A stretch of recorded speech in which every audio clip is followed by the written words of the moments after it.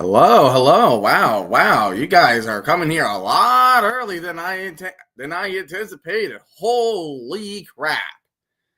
Wow. You guys are really want to try to make your presence known. As Negan from The Walking Dead would say, man, first impressions are important. Dang. How are you guys doing? Late. It is almost 10 o'clock Eastern. What's up, Red Black? What's up, RFK? ZZ Flyer? You guys are here a lot early for the party. Hey, what's going on? We're going to have ourselves a good time because for the first time on this channel, we are going to cover the CFL. Oh my goodness. What's up, Red Black? How are you doing? I am doing great. I am doing fantabulous. I work tomorrow. I can't stay long. Hey, that's all good. As long as you watch a little bit of the CFL, everything will be all right. First of all, I wanted to check to see how the early games went. Fourth quarter, the Stampeders are leading the Tiger Cats 35-26. So, and the Stampeders have the ball with 2:25 remaining. What's up, Flyer? How you doing? RFK, how you doing? Great to see you guys. And guess what? This is not just the end of the football because I will mention again. So tomorrow, make sure you are here for the UFL playoffs. You're here for the UFL playoffs, the USFL conference, and the XFL conference championships. Long hair go crazy. Hey, goes crazy, man. Go crazy. Alrighty. So you might be thinking, well, what Canadian Football League are you doing? Well, because in order to watch some CFL games in America, you normally will rely on the CFL Plus, but you're only gonna get it on. But if you want to watch it on like a regular TV, you have to rely on games that are trying to be on CBS Sports Network, which is the case for me. I'm watching it on CBS Sports Network. Speaking of which, my TV is a little crooked. Well, Rep, like I know who I am. I know who you're going to be going for. I'll be here for the late game. Okay, so I guess you're RK. I guess you're busy for the USFL game, for the USFL conference, and then the trophy looks like the Stanley Cup. It's a good trophy. It's better than the atrocity that's the XFL trophy. Oh man. That is better than the atrocity that was the XFL trophy. I'm not going to go over as much detail of the UFL playoffs for today. Like, unless you wanted to bring something up, that is definitely fine. You're going to go see your family. Oh, good. Oh, that's really nice. I'm actually going to, in sometime in July, I'm planning on to see my family as well. So you thinking Battlehawks Stallions Championship? That will be to be honest, like between the matchups that we get for the UFL, I feel like it can be really good.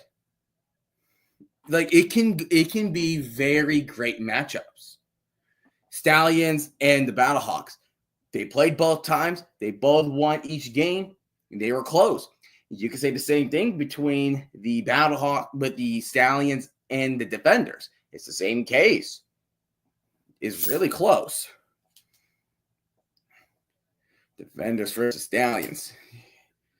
Defenders, Stallions, I mean, that's also a good one too. But would that hinder, so here's a question though. Would the Battlehawks, with them not being in a championship, does that going to affect the attendance? Kind of what happened last year. Yeah, that's what I was getting the worst. Panthers and Defenders. And that's what I'm getting worse out of. It's like I feel like the best case scenario for the UFL championship representation is Battlehawks being in there no matter what. And then in like an okay solution, like I said, Stallions. And then you get Stallions and Defenders. But then you get Panthers and the Defenders. You're like, huh. Woo! Zizou has made the stream. We'll all give everybody a clap for Zizou. Been a long time no see, Zizou. Long time no see for you, my man. Hey, there's some Panthers out there that are going to be offended by that, all right? Zizou chant. Zizou, Zizou, Zizou, Zizou, Zizou. Oh, you know what I'll be like? I'm gonna be like that dude from Shrek. Thelonious, where he has like one of those like cars that says like laugh and applause. That's gonna be me. That is going to be 100% me.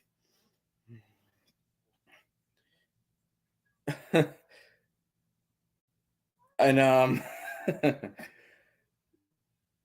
it feels good. Feels good to see Zizou back. Zizou has been a long time. He's been a long time member of the channel. It's really amazing just to see him back. It's really amazing. All right. So let's get with it. We're about to have like several minutes remaining. Also, the good thing UFL playoffs, my girlfriend can't stand me during football season sometimes. Same here. Nah, it's my college hat, Longwood. it's my college hat. I don't know if you can see it because it's like camouflage with the color, but there's an L there. There's an L there. Yeah, relatable. All right, so today's game, well, tonight's game, they're going to carry over to the next day in the early games. Looks like the Stampeders of Calgary is gonna get the win against the Hamilton Tiger Cats 38-26 with just under 2 minutes, and is also led by a former British Columbian Lion, Vernon Adams Jr. So you might be asking yourself, but the Lightning, who's going to be the quarterback for the Lions? Well, this guy has been a journeyman. He's a journeyman he's not really a journeyman like Ryan Fitzpatrick or Josh McCown, right? But he's more like a journeyman like throughout the practice squad. He hasn't really been having a lot of chances, but you guys might be familiar with the name. So the BC Lions are going to start Nathan Rourke. So Nathan Rourke is going to be the starting quarterback of the BC Lions. And also behind him, there's also going to be Chase Bryce being the backup. And then this guy, I have not heard of his name since the late 2000s with Oregon, Jeremiah Masoli. Yeah, Nathan Rourke. Nathan Rourke.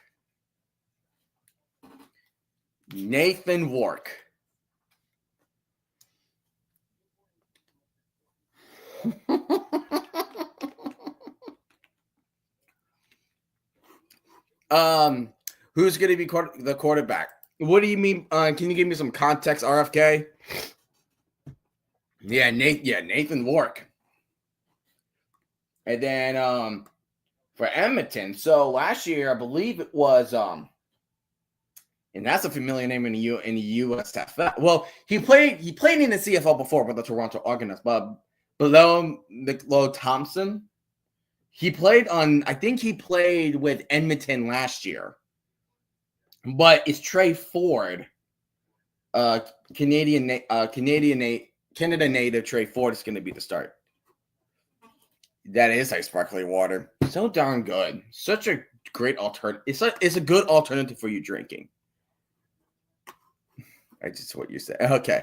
All right. And also, I think. See if I can find a name. Let's see if I can find a name.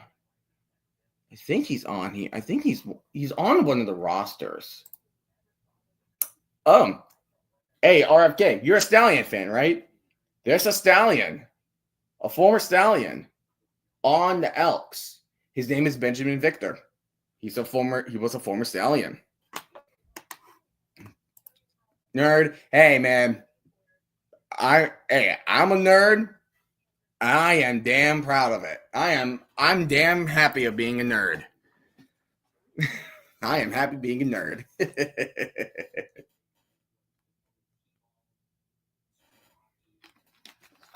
So it's supposed to be on the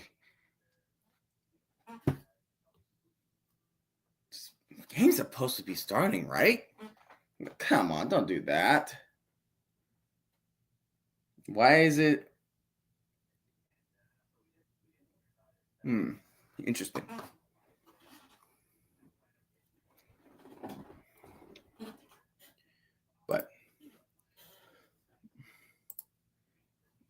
But yeah, I mean,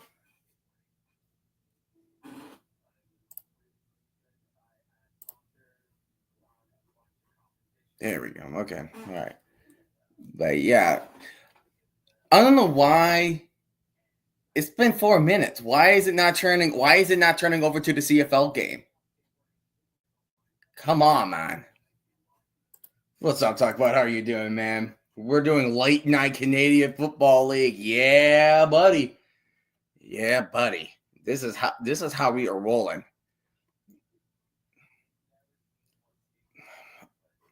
Couldn't agree with you more.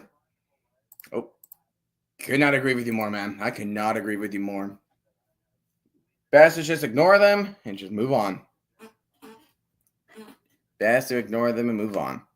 But yeah, so both teams were, I believe both teams last year were more in the they were like in the middle of the pack of the West standings. So so the Lions were the ones that made it to the playoffs last year. They were 9-9. But Edmonton was behind them in fourth place, going 7-1. At least they were not the St. Peters with a 5-12-1 record. So it was a close race in second and third. Saskatchewan went 9-8-1. But yeah, but unlike losing, Calgary got their win today. Yeah, we got everybody here. Thank you guys so very much. Red Black CFL champion. I'm calling it right now, mother truckers.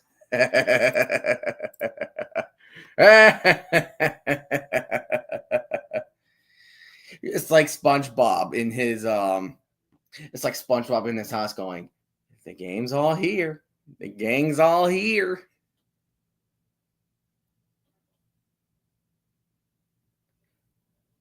Okay, I was about to say, like, what's going on? Oh, wow. Oh, is there a delay? Because now it's saying on the bottom line that kickoff is now at 10:26. Screw it, man. The show goes on.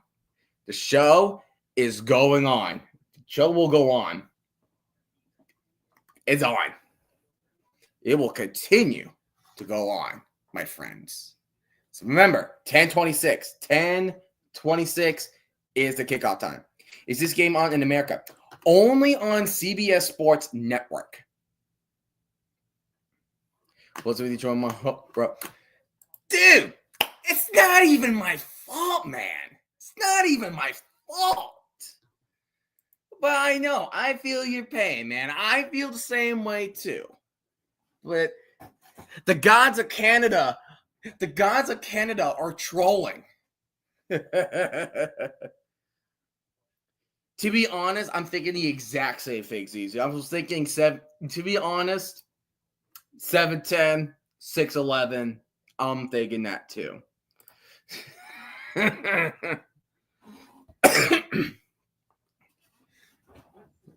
Wait. No, Rough Riders CFL. Rough Riders CFL. Oh, Rough Riders. Oh. Because they played each other. The Rough Riders, they played the Red Blacks. It was a close one, go. It was a close one. You really think the Jets are going to win game 1 versus Aaron Rodgers? Okay. This is what I'm thinking, right? This is a part of the whole Jets quarterback debacle, right? This is the whole thing. Jets produce crappy quarterbacks. Even you get great ones from the past, like Brett Favre, Aaron Rodgers.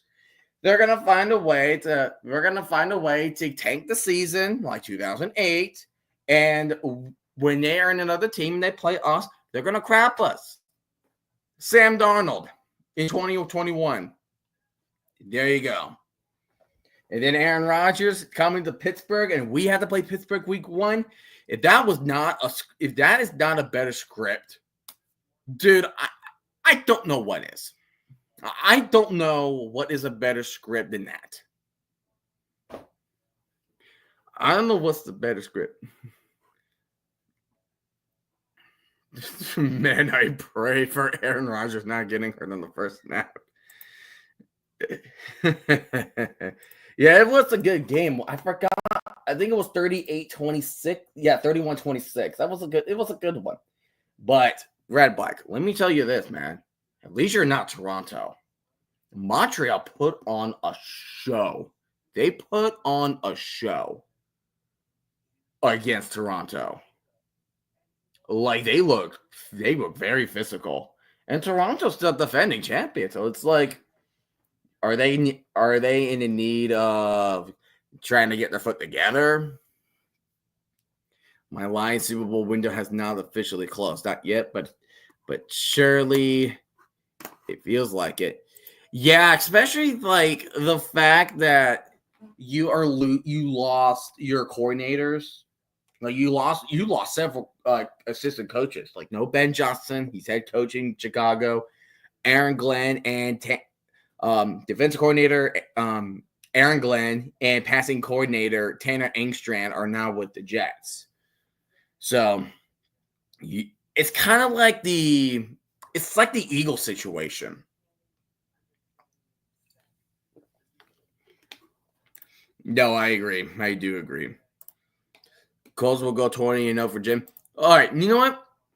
As much as like I've been hard, like how hard I've been on the Colts when I'm making the playoffs. I really want the Colts to get in. I want the Colts to get in. I want to see Indianapolis in the playoffs. So RFK. For the Colts, I'm going to be on your side for this year. I'm going to be on your side this year for the Colts. All righty. Let's go ahead. I'm shaking on it for a truth. I'm shaking my hand for an alliance. As an alliance. Should we shake hands? Shall we shake hands?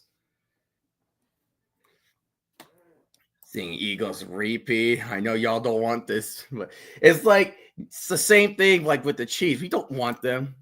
It's a wow, so disrespectful, bro. I'm just trying to be on your team side, man. Come on.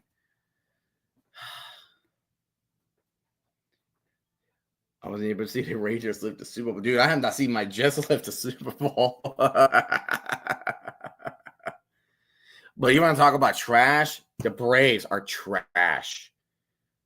Sweat by and Diamondbacks, that choke was so terrible. And now we lose on the wild pitch yesterday, and today walk-off home run. We're back. We're back to where we were in the beginning of this year. It's that bad. It's that terrible. It's terrible. VHS tapes available for Jets Raiders Super Bowl highlights. Hey, Dallas Cowboy fans too.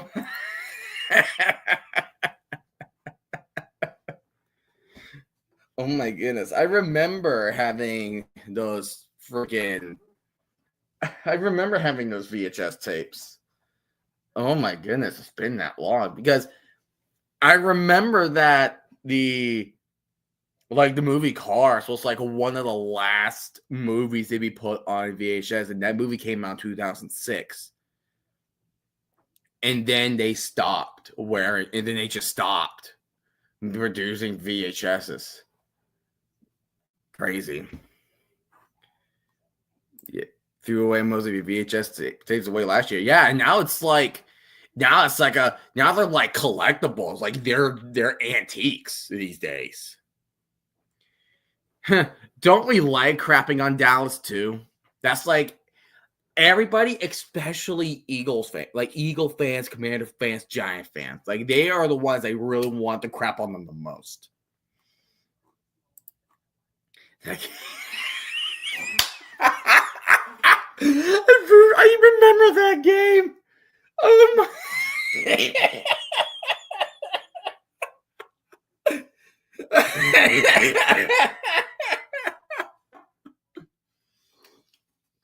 Holy crap, that's so funny.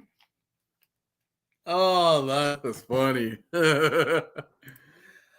You know what I just realized? My last time the Jets hoisted the Lombardi, my dad was 6. Oh my gosh. So that means, hold on, I'm going to do the math here. Okay. I'm going to do the math. So in 1969 in January, you said your dad was 6. So that means 60 from there. That means that would be, so 2029 would be 60 years. So 59 is, yeah, okay. So 28, 27, 26, 25. So that means your dad is like 62 or 63. Oh my gosh. Oh, and also, you want to hear a fun fact about that Super Bowl? It is the only Super Bowl that will never have that repeated matchup. Ever. Because where are those which conference are those two teams at? You be the judge. You be the judge of that. What conference are they at? You can't have that Super Bowl matchup again. You can't.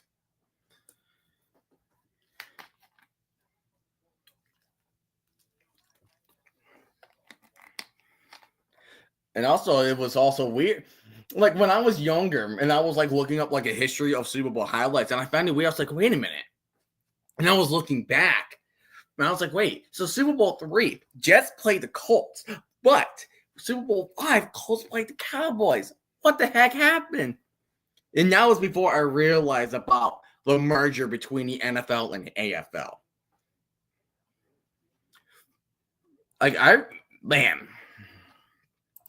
I think the teams hoping to win the Super Bowl this year is obviously Raiders, then Commanders, or Lions. Well, you better hope it's like any of the 12 teams that never won the Super Bowl, or the 4 teams that never been to a Super Bowl, or the one team that's never made it into a conference championship before. We just gotta hope. It's just it's just like one of those moments that when that time comes, you know. Hey, man, it has to happen sometimes. It has to happen sometime. And that's also going to be weird. It's like if we all like head on to the pearly gates, including yours truly, it's like by the time that we are no longer on Earth, who will be champions going forward, you know? Right? No, the Jets and the Steelers is a double revenge game. Aaron Rodgers facing the Jets. Justin Fields facing the Steelers. It's the double revenge game. Then you have Ravens and the Bills. Eagles and Cowboys, of course. Yeah. Like NFL week 1. No, bro, not week 18. I'm talking about week 1. You send it again. I hope to never see the chance. Wait, hold on. You got Raiders Patriots, Steelers, Jets. Then you have Miami and the Dolphins, Colts, Cardinals, Saints. Then you have Giants, Commanders, Panthers, Jaguars. Then you got Bengals, Browns. And also, where will Nick Chubb go? Like, he's a free agent now. Where is he going to go? Well, is he ever going to be returning to his form after tearing his knee up? I say no. I don't think he's going to do that. We got to win for... Oh, yeah, that's right. That is a revenge matchup, too. I forgot what week is that. Titans, Broncos. And then 49ers, Seahawks, Lions, Packers. Texas Rams, and you got Vikings Bears. So that's week. So that is the week. That's the week 1 matchup. Okay.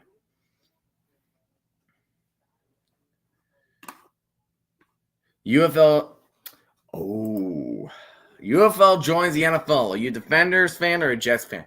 No, my heart and soul has been with the Jets.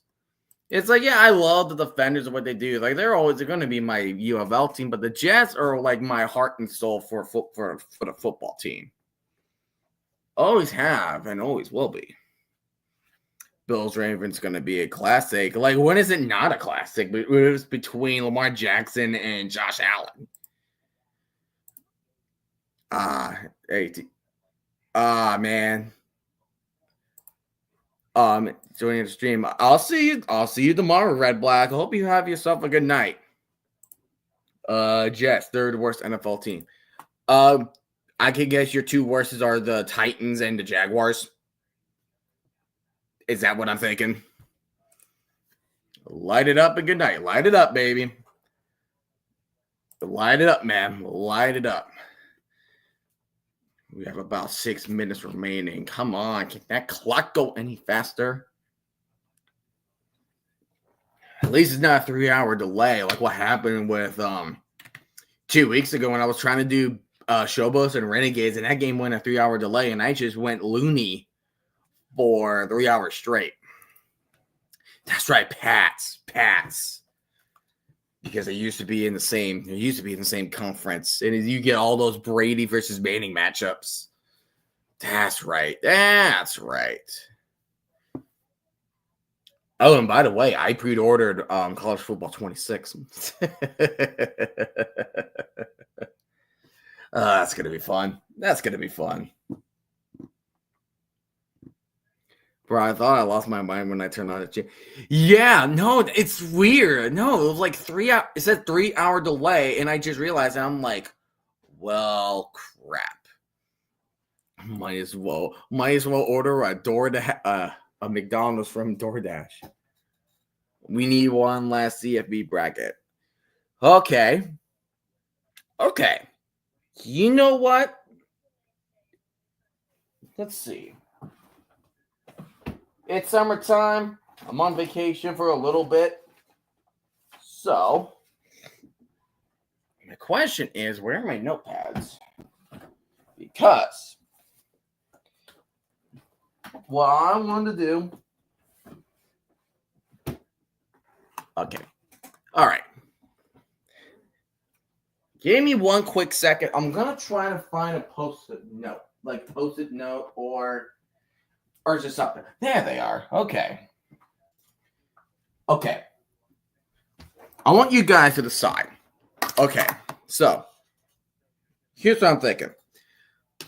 So, what kind of bracket are we looking for? So, do you guys want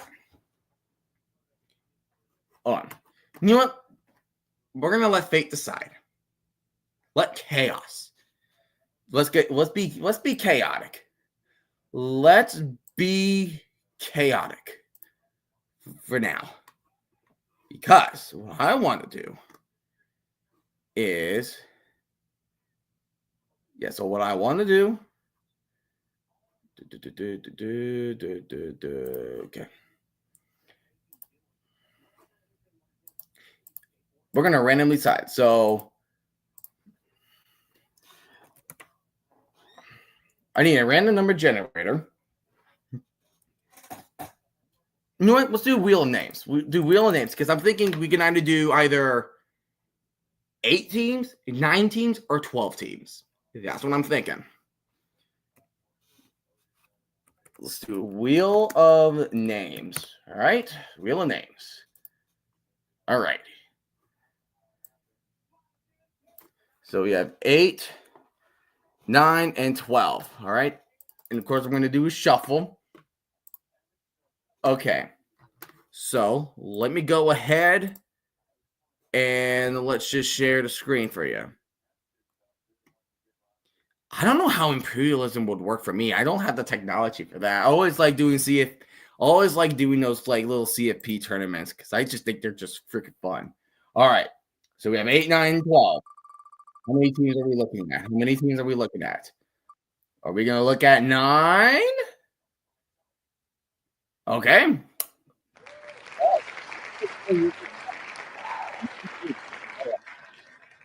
And then we're going to do 1, 2, 3, 4, 5, 6, 7, 8, and 9. 8 and 9 seeds are going to face each other. So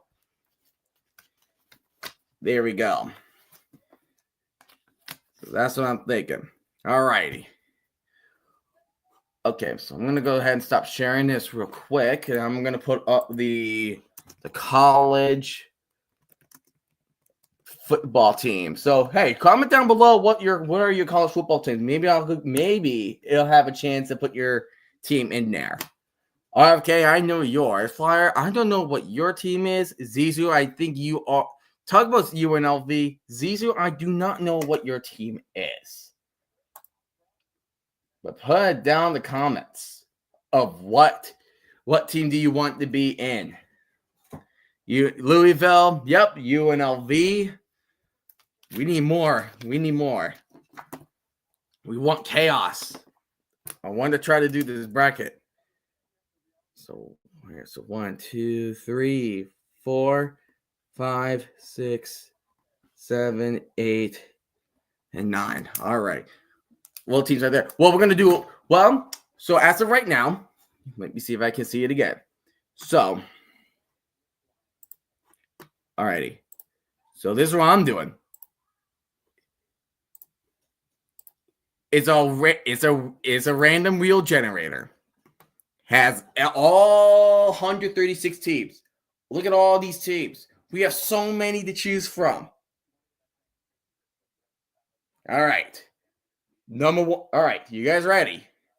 Pray hopefully Louisville, UNLV are on there. Kansas. Okay. Let's hope Kansas. I like Kansas. Always like this. It's a good underdog. All right. First spin. What do we got? 1 seed. You know what? No, I do it by record. We have Iowa. We have your boy, Iowa. All righty. How do I get rid of you? There we go. All right. Iowa's a good. They have a great tradition of the wave. Number 2. Number 2. Mississippi State. Mississippi State making their return. It's Kennesaw State on the wheel. I would think.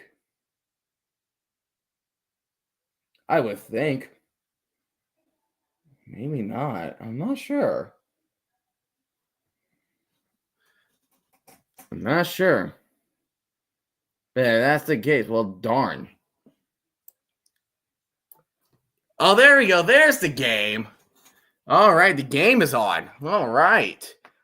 But I'll put it in Kennesaw State.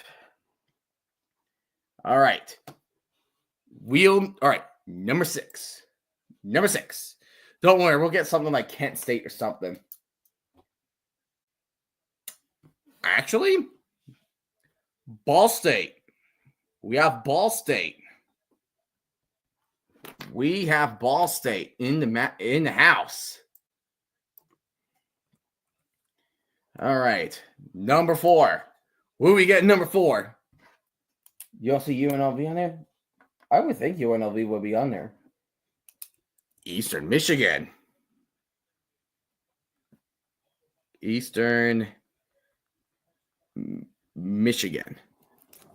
All righty. I would think UNLV will be on there somewhere. All right, here we go. And the game is underway between Edmonton and British Columbia. And Edmonton will get the ball first. Shoved out of bounds at the 33. Trey Ford is coming out as quarterback. We are still doing this. See if I can find Eastern Michigan. There you are. Yeah, probably. It probably didn't update it either. All right, number 5. We're going to try to do this quick. I'm trying to do this quick here. Let's see here. Marshall. We got Marshall in the building. All right. At Mutton, the Elks have the ball on their own 31. There's going to be a lot of constant motion. Handing off to the running back, he's going to go left, and he will not get anywhere. So remember, there's 3 down, so they have pretty much one more attempt to get a first down. All right. So, yep, look, there's UNLV. They're right there. UNLV is right there. All right, where is Marshall? I'm trying to get rid of it. My Mutton will have second down and 2. All right, number 6. Who we have number 6? Wake Forest. And here comes Trey Ford, dropping back. He throws a quick one. And it was almost intercepted by the Lions. But then it will be 3rd and 10, and the Elks will be forced to punt. No progress was made. No progress was made for Mutton. That is very, very unfortunate for them. All right, where are you? I don't care. Where are you? Wake Forest. There you are, Wake Forest. All right. All right, we have 3 more. We got 3 more. Who do we got? Who do we get?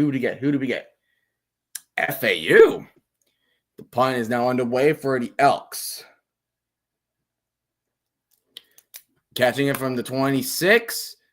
And he's going to get taken down at the 33, 34-yard line. And also, for the CFL, there are no fair catches. And here he comes, Nathan Warwick. A practice squad journeyman, will now make his first start in CFL with the BC Lions. Excuse me. With the BC Lions. All right, it's number 8. Who we get? Number 8. FAU fishing for Luke's first game. All right, who we got here? Akron. We got Akron. They're on the run, and that's a first down there for the British Columbia Lions, and he will be down at the 52-yard line. So near midfield, Nathan Warwick already made his first completion. Yeah, that's a lot of MAC. Look who's there. There's Ball State, Eastern Michigan, and Akron. So that's 3 teams. That's 3 teams. All right. Ladies and gentlemen. We have one more. One more team. Get your drums ready. Let's go get our drums ready. And the last and final team is... And it is... App State. All right. App State. So there you go. See you, Zizou. Light it up, baby. Let's go ahead and light it up. So here you go. And that's a big run from 2nd and 3. First down, British Columbia. Oh, yes. So we have Iowa, Mississippi State, Ball State, Eastern Michigan, Marshall, Wake Forest, FAU, Akron, and App State in the 9-team matchup, in a 9-team tournament. And I will determine the seeding by records. So that is what we're going to do. It's Maction time, baby. Maction time. All righty. Nathan Warwick going deep left side. And gets caught, and he will be at the 24-yard line. Nathan Warwick really putting a lot of work on the receivers. See at 26. I don't think I won't have time because I'm entering my first full year as a teacher. So it's like I'm going to pay a lot more attention onto that. Maybe like during like vacation breaks, maybe, but I'm not sure. Warwick on the run. And he gets the man on the run past the 10, and he's going to get down at the 10. And the BC Lions, packed crowd at the BC, at BC. Holy. Isn't that not epic or what? Let's keep it going. Gonna get the roster ready. There we go. There we go. That's what I'm talking about. Oh yeah. All right. Alrighty. So the British Columbia Lions are first and goal at the 4, and they were in 8th in red zone in touchdown conversions, the red zone conversions, and only a 2-yard gain. And will be second to goal. So practically one more shot if you can for the British Columbia Lions.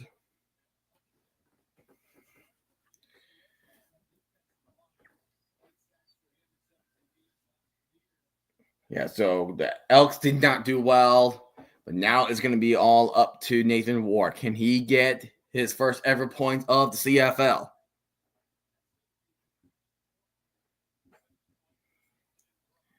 And then Ward tried to go and do the screen. And then, let's see.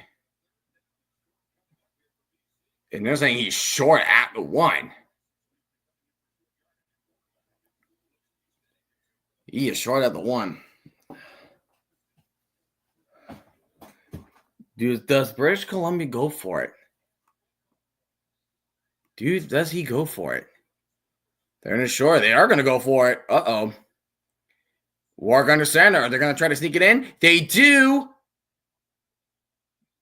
Did he break the plane? Does he get it?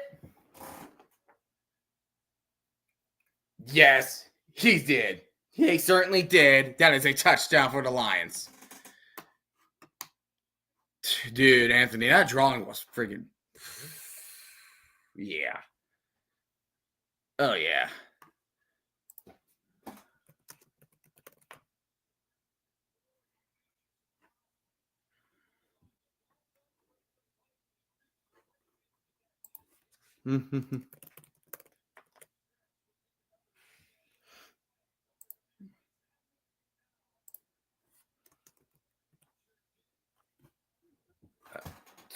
Oh, dark dag nabbit, RFK. You a freaking troll artist.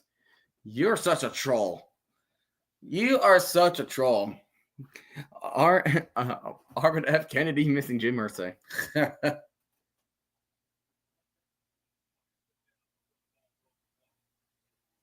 Oh. He has too many to count. I'm just going to put it like that. Are they saying he did not get it? Let's see. Is he...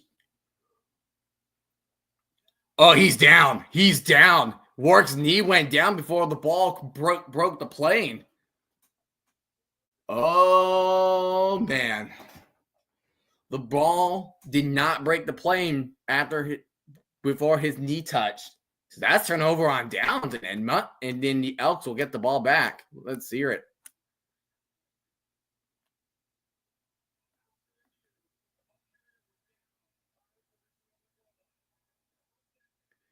And the guy and the referee, Andrew Wakefield, is calling his first ever CFL game. Holy. So many first timers. Yeah, you got me, not gonna lie. Same here. Not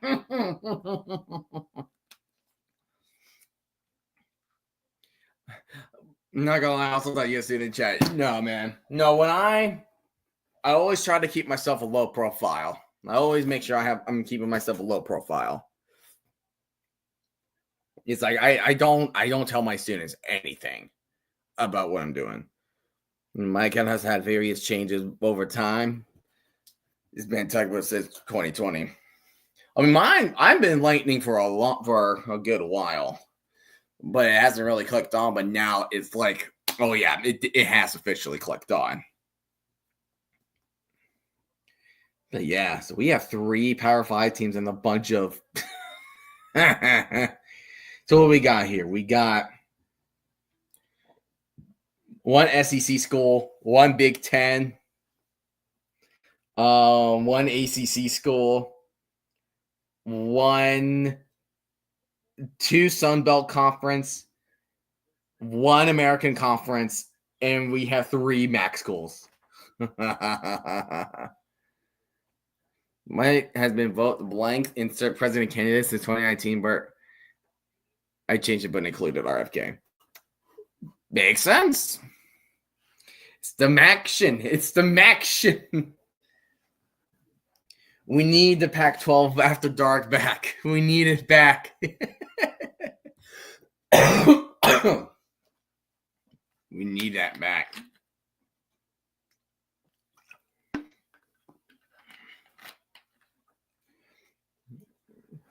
What can vote blank? Insert president candidate since 2019. I feel like I know what it is, but I'll just let vote RFK. I'll just let RFK say it.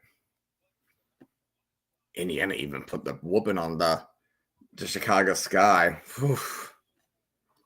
Yeah. Oh, okay. Vote Joe Biden. That's right.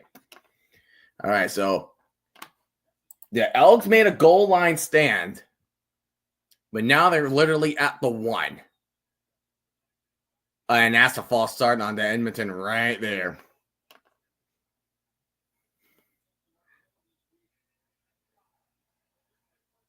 Replay first down. You better make sure you don't have a holding in the end zone or anything, or else that's gonna be a safety right there.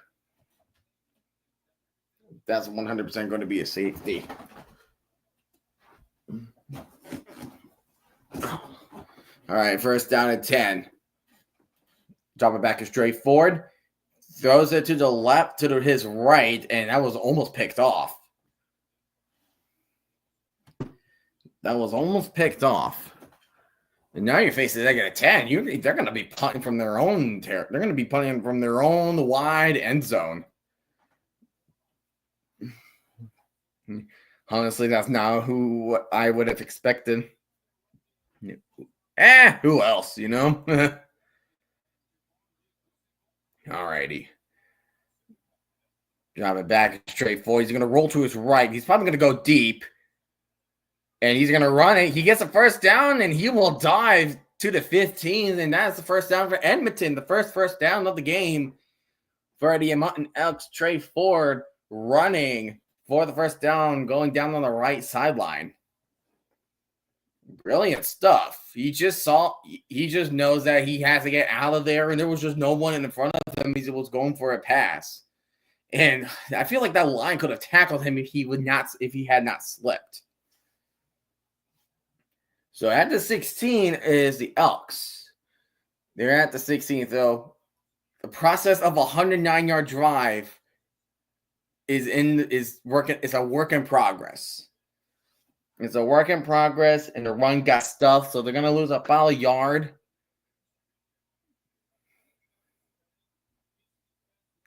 I mean, can we really blame you? No, we can't. Nah, you kind of can't. Anyways.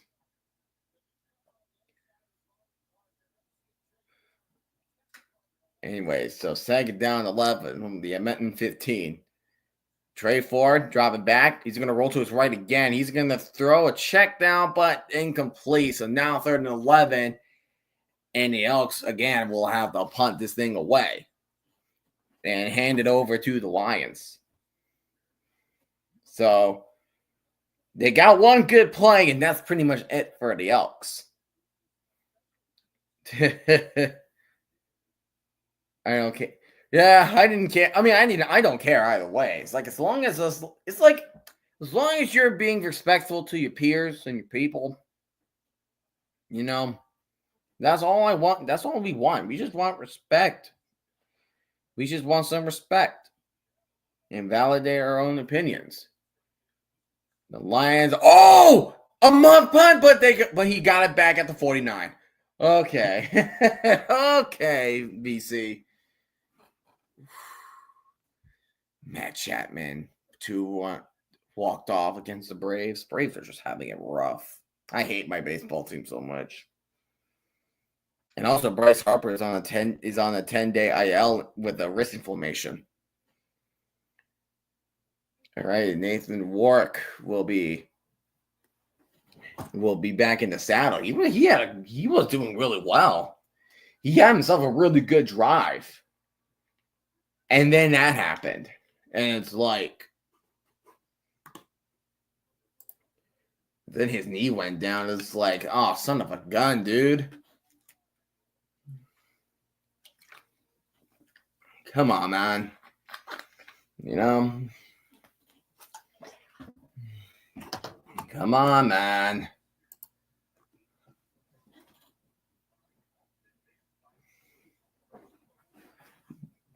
But yeah.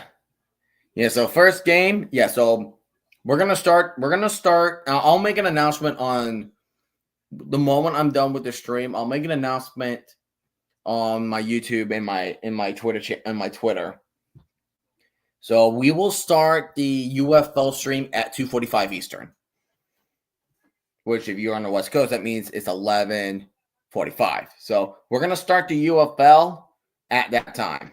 It's the USFL conference first and then the XFL conference. So that is what we're going to be doing. That's what we're going to be doing mainly all day. Again, that's its RF Kids affiliate. He was because RFK, he was a Democrat, and then he just transitioned, and then he went independent, and then he went to Republican to work as health secretary for Trump. Yeah, bring on the Elks. Nathan Warwick. Nathan Warwick. He is 4 for 4 for 58 yards. That's impressive. Good stuff for him. Play action, and there's an Elk going after him in blazing speed. And Cheebers. 19 just got blasted. That was Aiden Eberhard. That just got blasted by number 30 on. That was Tyra Ford on the Elks that just blasted Eberhard. It's a good play, too, because I knocked it out of his. Like, he caught it, but then Ford just went over and just his body around like a dummy. Like a mannequin dummy. Oh, my gosh. Brilliant hit. It's a hard hit, but it was a good one. 2nd and 10. Warwick throws it. George left middle. Catches it, but he's about 2 yards short for 3rd and 2. Does the Lions think of going for it, or are they going to punt it away? Are they going to go for it again on 4th down? Because that's the case. Yeah, that's the case, and that's going to be a little bit teaching.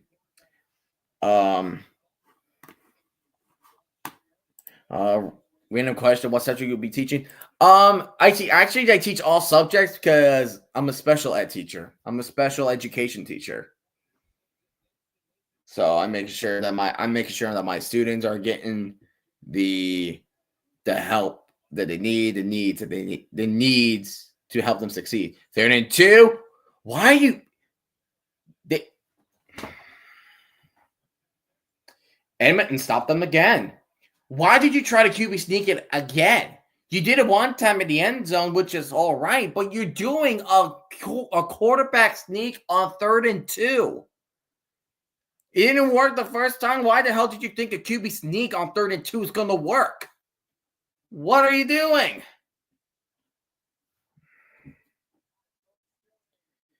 Oh, why? Can you guys explain to me why you would QB sneak on 3rd and 2?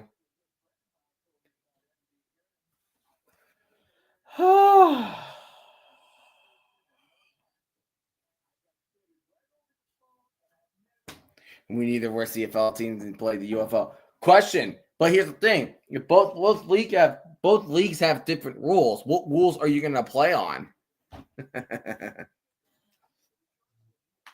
If my coach was blind and deaf, what the hell?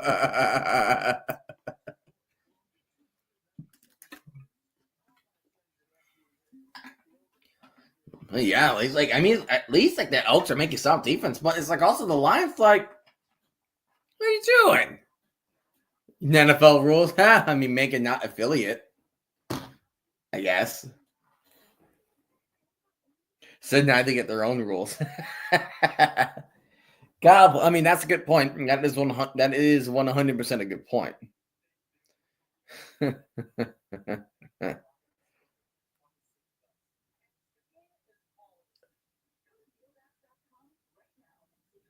But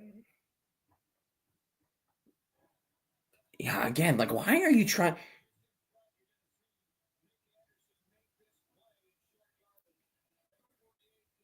I still don't. I don't understand why you want to go for a QB sneak on a 3rd and 2. That's not smart. And they did it again, and they did it the first time, and that never worked. That didn't work. So Edmonton is getting their ball in midfield. And that guy just mistimed his freaking motion. That's way offsides. Oh, this is going to be one of those games, isn't it? That's going to be one of those games.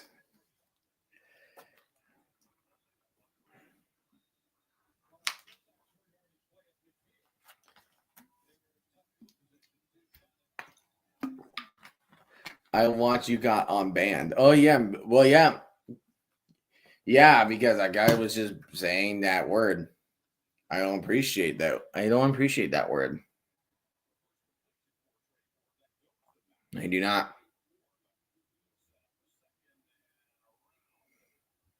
I don't like people saying that certain word. I really don't.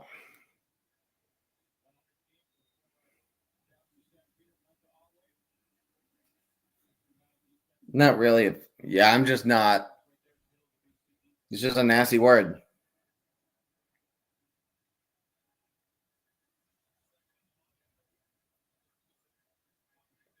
Wait, hold on. Let me get back to. There's a flag down. Ford is trying to maneuver his way. He does get the first down past the 40, and you'll get out of the 28. The original channel I watched you on got took off. Which channel? What channel? Which channel got took off?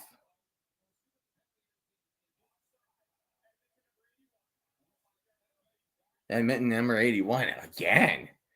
You got all called off sides again.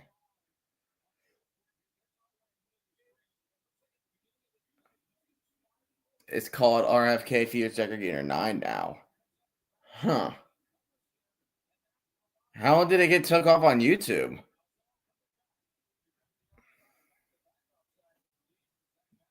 I don't know. So now I haven't checked on it for months. You haven't been active. I guess.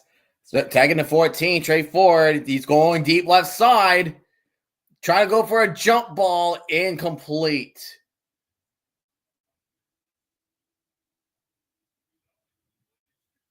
It was incomplete. The referee, the announcers is saying that he called it. I'm like, what do you mean he called it? The ball hit the ground. What were you on?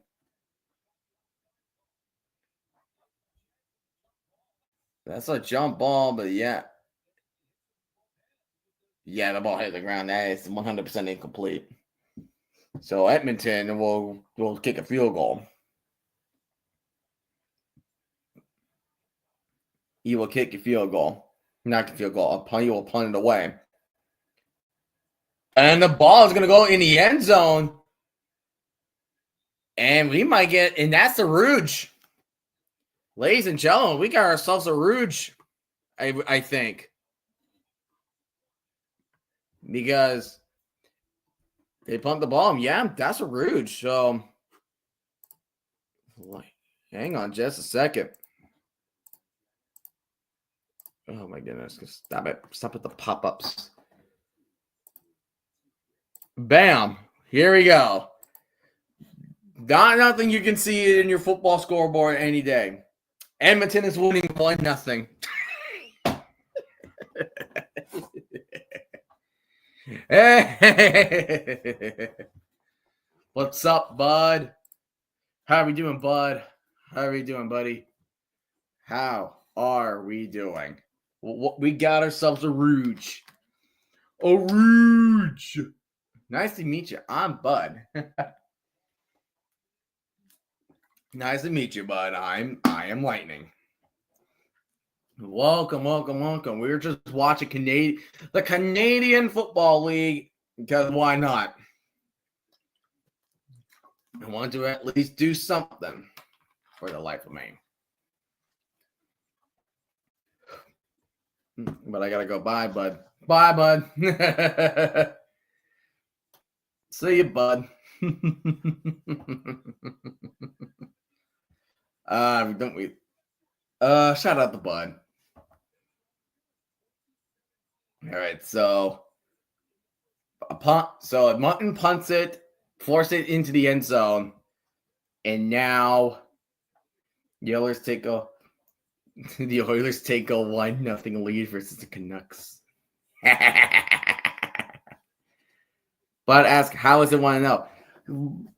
My friend, this is something in the CFL is called a rouge. If you missed a field goal, or if you punt in the end zone, or punt it through the end zone, or the player failed to take it out of their own end zone, then that punting team and the missed field goal team will get a point. That's called a rouge. And man, a screen that did not work well, he gets tackled on his own line of scrimmage. Yep. So 1-0 Elks are in the lead with the Rouge. Yeah, where if you miss a kick, then it counts as a point. Yeah. But if the only way you can try to prevent a Rouge if the ball is in the end zone is if you have to run it out of there.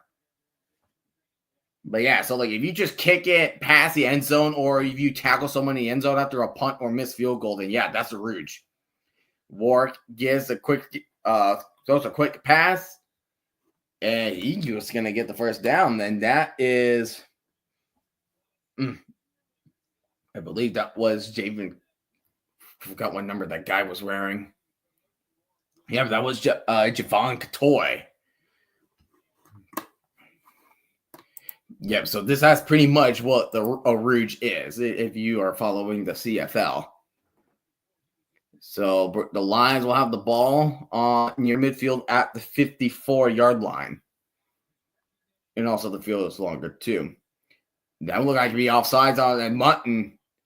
And running up the middle, and he breaks free in the middle, he's going to get down to the 37. And that was James Butler with the run up the middle. Bud wants to know, why does Canada get its own league? Canada can do whatever they want, man. Canada can get whatever they want. The United States have their own league. Well, the United States have their own league. The NFL. And other minor professional leagues like the UFL, the Arena Football League, Indoor Football League. Why no main league? Why no main league? That's a comment. Yeah, that's a pressure, and he gets it off the Butler from Edmonton 38, but only a 3-yard game, and that is Javon Katoy again. The U.S. is in the state. It's a country. You're right in that department. You are right in that department. Well, it's a league that represents all 50 states. Have you not think of that? Have you not think of that?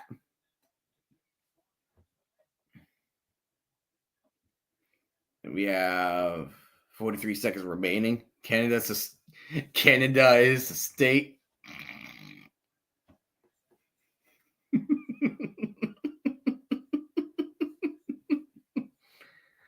Second to 7, the Lions throws it to Butler, and Butler will get the first down with 24 seconds remaining on the clock until we get to the second quarter. There's 52 seconds. What? Canada and Puerto Rico? Ha ha. You are funny. You is funny.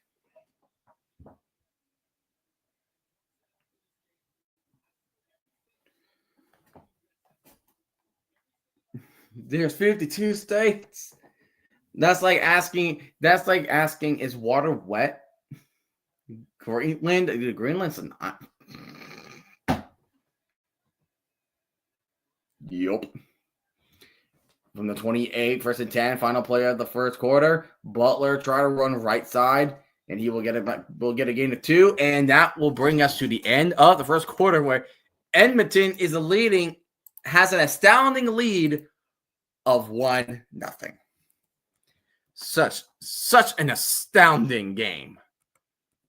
Such an astounding, great scoring game right there. So has right, and it's the state. In an event that Canada the U.S. did get the U.S., the whole country wouldn't be a state. It would get divided into 10 states. Well, yeah. Well, because he expected like 600 electors. Well, it depends on population. I mean, it's going to be dependent on population. Maybe over 600. It will be over 600 then. Because, like, if you think about it, provinces that are in the areas of Toronto, Montreal, and Quebec, they're going to get a lot of votes in whatever their province is. Same can be the deal of like the people that lives in Vancouver. That's going to be a whole big population. It's a population.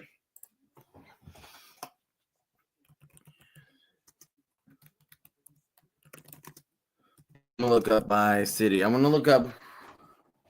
Yeah, so 10 largest cities by Canada population. Number 1, Toronto. Number 2, Montreal. Number 3, Calgary. 4, Ottawa. 5, Edmonton. 6, Winnipeg. 7, Mississauga. Number 8, Vancouver. Number 9, Brampton. And number 10, Hamilton. Expand to 120 members. Well, here's the thing. If you're doing by states, yeah, 120 because you get 2 members of each state. Yeah. 700 members. Guys, we got to rely only 700 people to enact laws. Oh, God. Oh, dear goodness. No, thanks. I think I'm good. Yeah, I think I'm good. I think I'm good on that one. Yeah, I know. Yeah. No, he's saying it will be expanded to 120 members because we'll have 60 states. Because if Canada's getting 10 states, we already have 50 states. 60 times 2 is 120. He's right. He's right.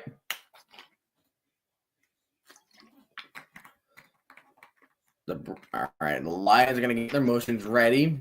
Warwick dropping back. He's going to throw to his left, and he gets a guy for the first down. And he will be tackled at the 15. And that was caught by Keon Hatcher, who went to Arkansas.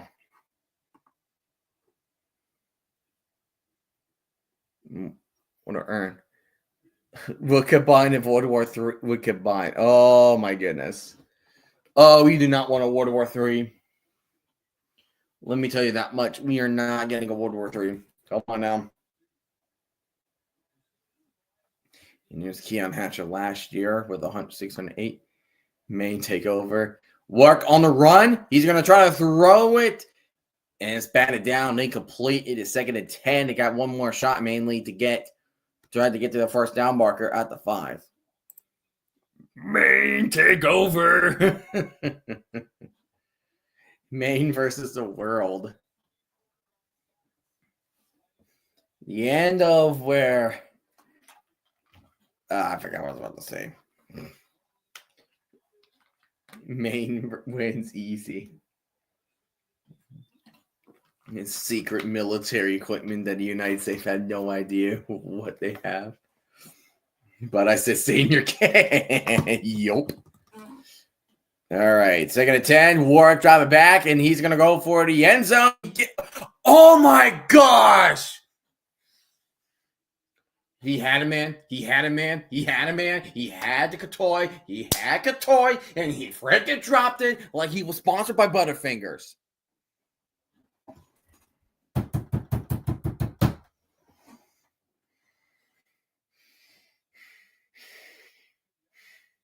They're just blowing every chance, aren't they? They're blowing every single chance. It went right. It landed in his hands. It landed in his hands.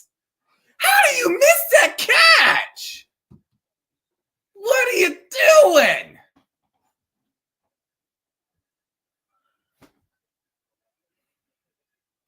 What is he doing? Field goal's up and the kick is good.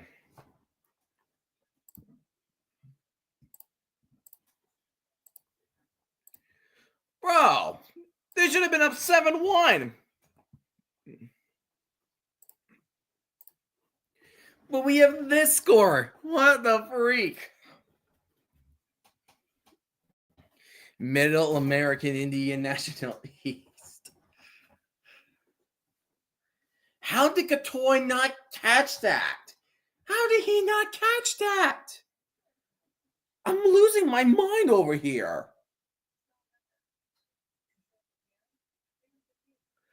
I'm literally losing my mind. How did he not catch that?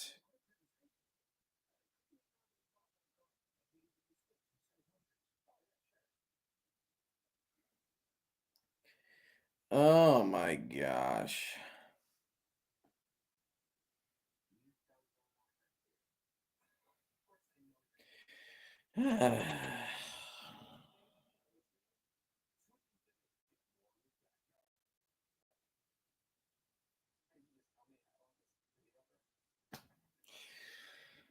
How? Just tell me how. Is that just the drum? What the freak? What is that?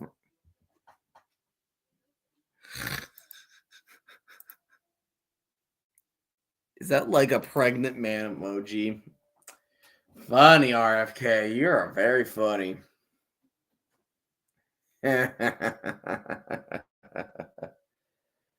Look at this astounding score, 3-1. So Mark Hillam is the head coach of Edmonton. That's a tramway. The two most unused emojis. What? So are they gonna hang out in the losers lounge like in the Emoji Movie? Gosh, that movie was.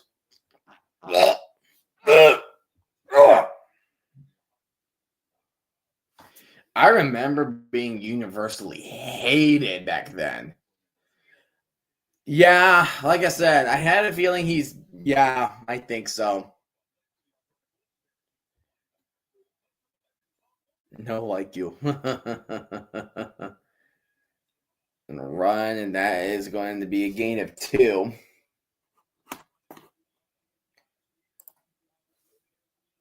There's a gain of 2 for Edmonton. They got to get a first down.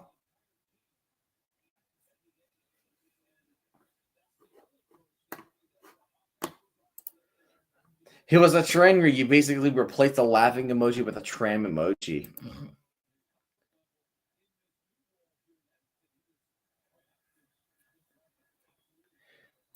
The high five emoji used a lot. Underlook critic at the movie. Trey Ford going deep. He's going to go deep right side. Finds a wide open man past the 30, 25, 20. And he will get out of bounds around the 15-yard line. That's number 86, like Acro Smith. Acro Smith of the Elks gets a big play. Trey Ford really using his legs. That is definitely something. Like, who was covering that man? You're not wrong. They did put those 2 emojis in there. You're not wrong on that department. There was that one emoji there. Yes. And now the Elks are at the 18-yard line. Motion incoming. A little shot pass. And he's not, and only 1 yard gain was there to Curley Gittens. Will get 1 yard on that shot pass, so second down from the 17.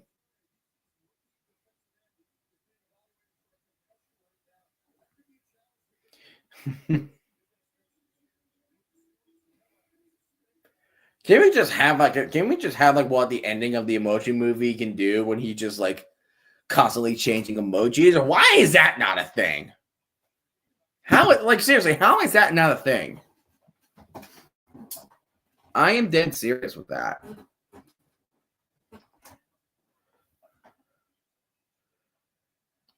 All right. 2nd and 9. The play will be blown dead. Looks like there might be another flag on the field. Looks like a delay of game. Yep, time count. So pretty much time count means the delay. I would think it's the delay of game. That's what I see this. So now going from 2nd and 9, now you're in 2nd and 14. Technically, YouTube with all his fans to reply to a trim emojis with the abomination. I mean, yeah, the ending was a letdown. Yeah. I just remember that movie getting, it was hated. It was hated. It's like the most hated movie I've been hearing or seeing in my lifetime. It was. Oh, moving the line. That's going to be offsides. Trade forward, throws a bullet and went off to the receiver's hands, but it looks like that's not going to matter because there was a flag, and I think that's going to be offside on British Columbia.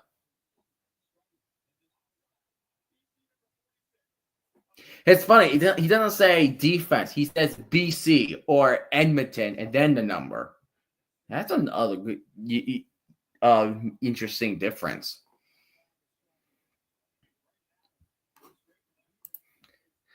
Emoji Movie could have been good. Too many ads. I know how to play Candy Crush. I didn't need a 20-minute ad in the movie.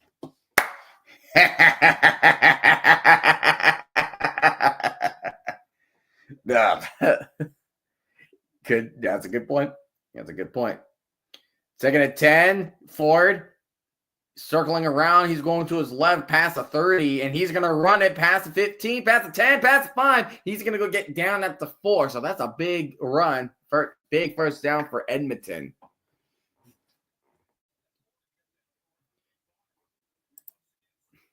And not a 10-minute ad for Let's Dance. Oh, you mean Just Dance? It's Just Dance. But regardless, well, whatever. But regardless, yeah, the emoji pop. Oh, you know how to dance? Oh my goodness, I could be so in love with you.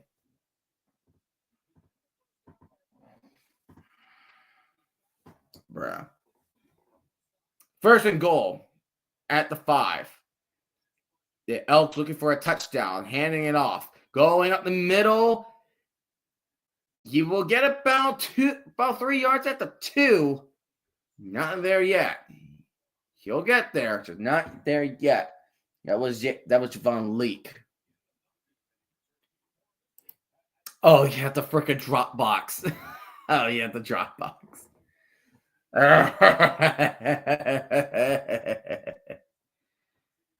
Oh, my goodness. We could just talk about bad movies. Like, give me your guy. Like, what is your bad movies? Oh my goodness.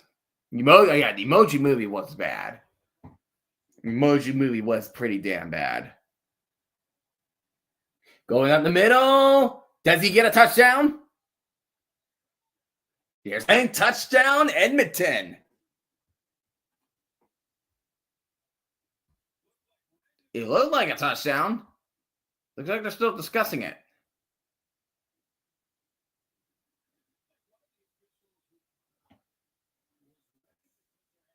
Let's see. Does he? Oh, that's a tough one. That's a very close call. I cannot tell. They're going 3rd and goal. Might as well go for it. You might as well go for it, right? All right, the Elks are going to go for it here. Going to QB sneak it. Does he get it? There's a flag on the field again. He's not being signaled, but it looks like the officials are signaling offsides on BC.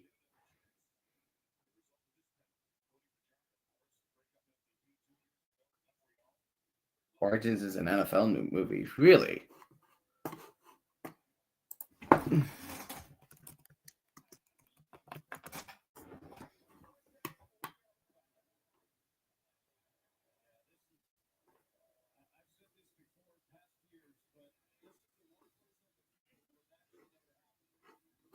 Life is Beautiful is also pretty bad too.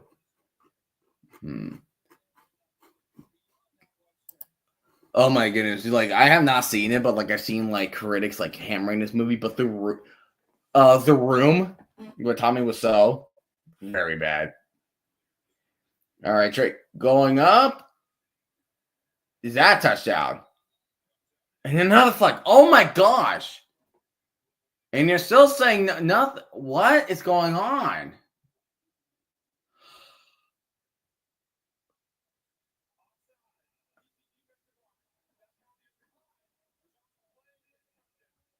Touchdown Edmonton, finally. BC just keeps jumping off sides. Here, jumping off sides so much. Yeah, I heard. No, yeah, I heard the fourth Indiana Jones movie was bad. Was bad too. Oh, you know what was another? You know what was not a good movie? The Star Wars: Rise of Skywalker was bad. I heard that was pretty bad. Like the fact they did this. Spoiler alert! Spoiler alert! The fact they had to shoehorn Palpatine, and he mixed the extra point. Wow! So Edmonton just shanked an extra point. Well then. Well then. Now we have a regular football score there. Yeah, the Rise of Skywalker. Somehow he returned. Don't know how, no explanation. He returned. Didn't like the Hulk. What which Hulk are you talking about? Are you talking about the 2003 or 2008 Hulk?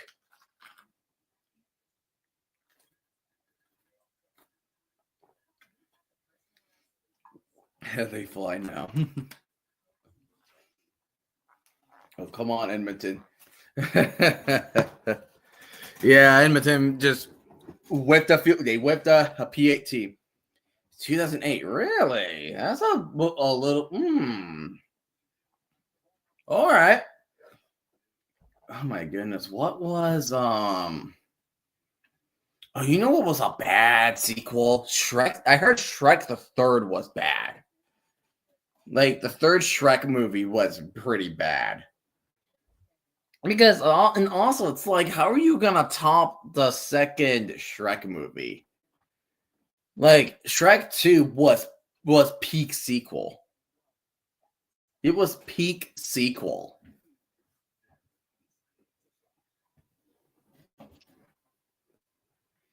And Bud likes MCU.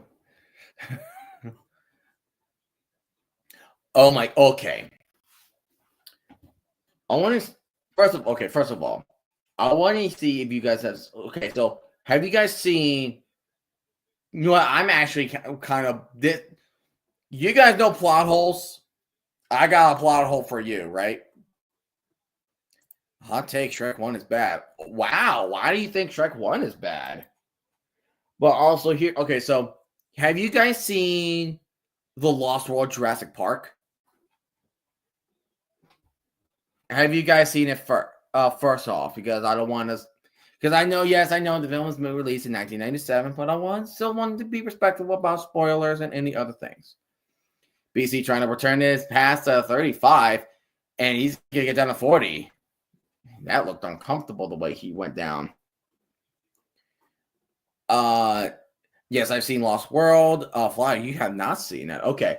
Okay, so Flyer, I am going to if you have not seen it, you could just mute your microphone and then I will do and same thing you talk about.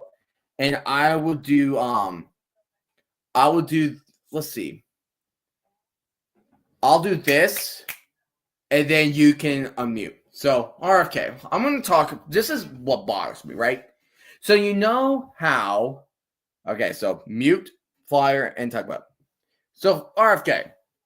So you know, and near the end of the movie, where they caught one of the T-Rexes and then transporting him all the way out to San Diego, right? And then all of a sudden, the boat crashed at the harbor, and then they come in, and then they were trying to look for the crew, and then the guy said, and Peter pretty much says, "Where's the crew?" And then one of the guards says, "All over the place."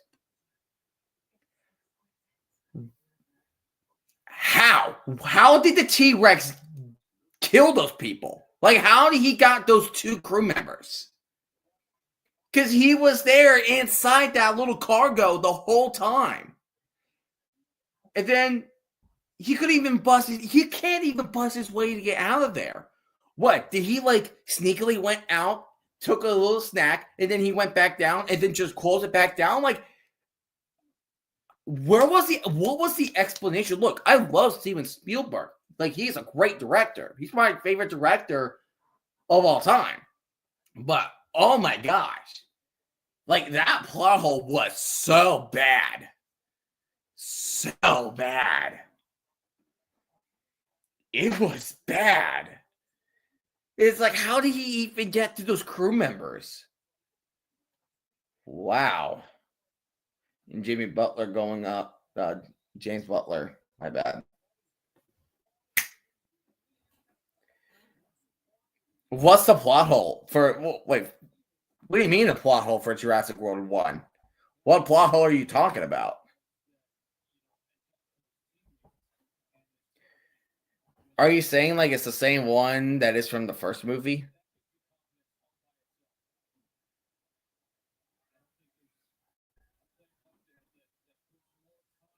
Let's see here. Second down and 8 for British Columbia.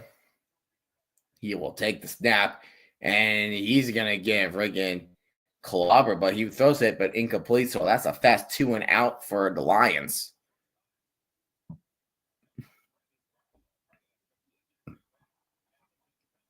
Yeah, mainly me too. Yeah, me too. I have seen every Jurassic World, Jurassic Park.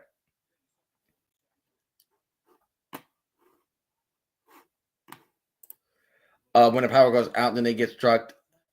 Oh, you talk about the first Jurassic Park. Okay. Yeah, you meant. Well, yeah, because it's like because I think the thing was on the other side of the fence, he's standing, but then on the other side there was like a big cliff hanging about. Yeah, yeah, I know what scene you're talking about. Yeah, that was definitely tricky. But wait, but hold on. But here's the thing. I don't know. Hold on. T-Rex pen plot hole. Yeah. It's like, how did he? There's like, okay, no cliff. Now all of a sudden, boom, here's a cliff.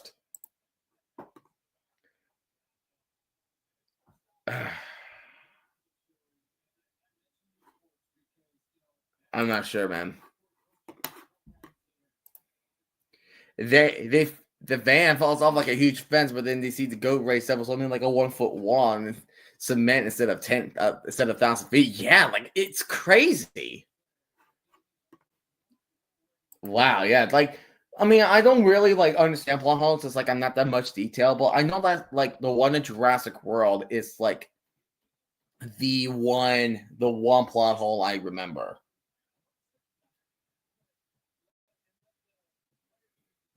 It's like the one. Oh my god, you want to talk about bad movies? Look at Food Fight.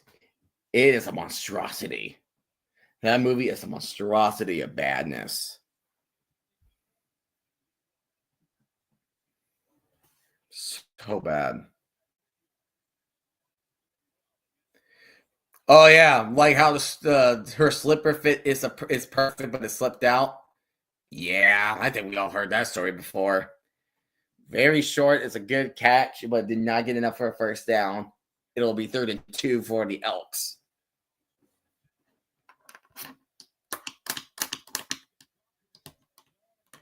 Yep, he got.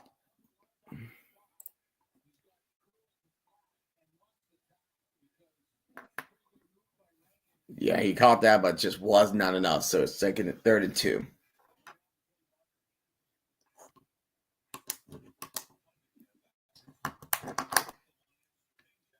And how he did not know what his true look looked like.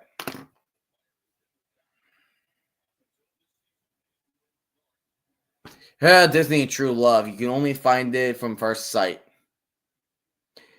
Love? What's taking time to process love, you know?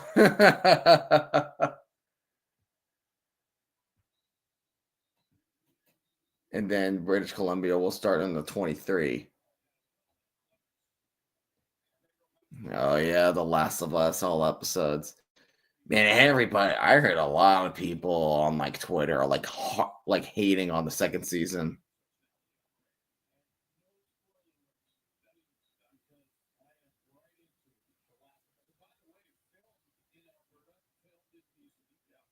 Oh wow, really? Oh, so when the announcer just said that The Last of Us was actually filmed in Alberta. In Alberta, BC. Wow. Well, there you go. There's your film location for The Last of Us. And here comes BC, and here comes Butler. Butler trying to go left, and he just got met up by a bunch of Elks. Have you been to Dollywood? I'm afraid not. I have not been to Dollywood. Isn't that in Tennessee? Isn't that where Dollywood is? Is that Tennessee?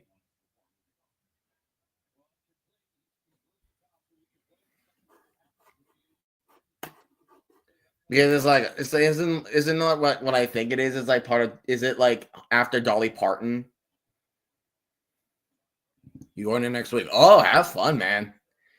Have a grand old time.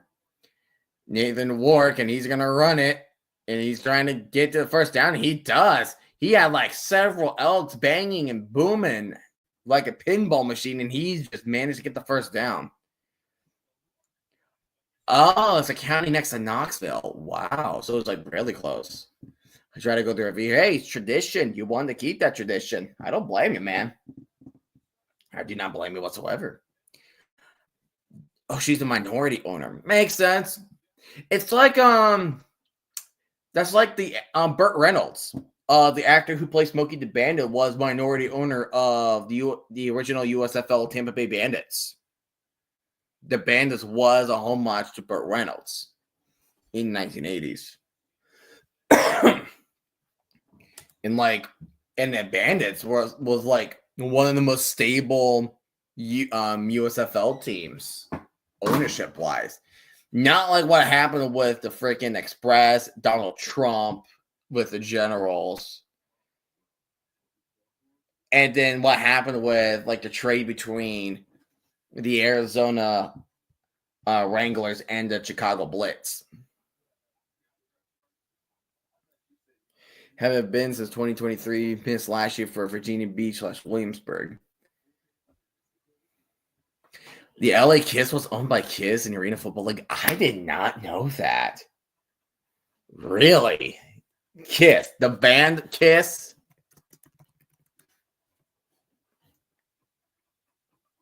Oh my gosh. That is great. That is hilarious.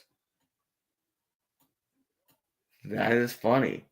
Holy crap, that is funny. And it's like it's like fire on the shoulder pads, the numbers, and fire on the helmets. Hell, even they got the fire on the face mask. Oh my gosh. That is funny. The LA Kiss. Wow. I did not know anything about that. I find that funny.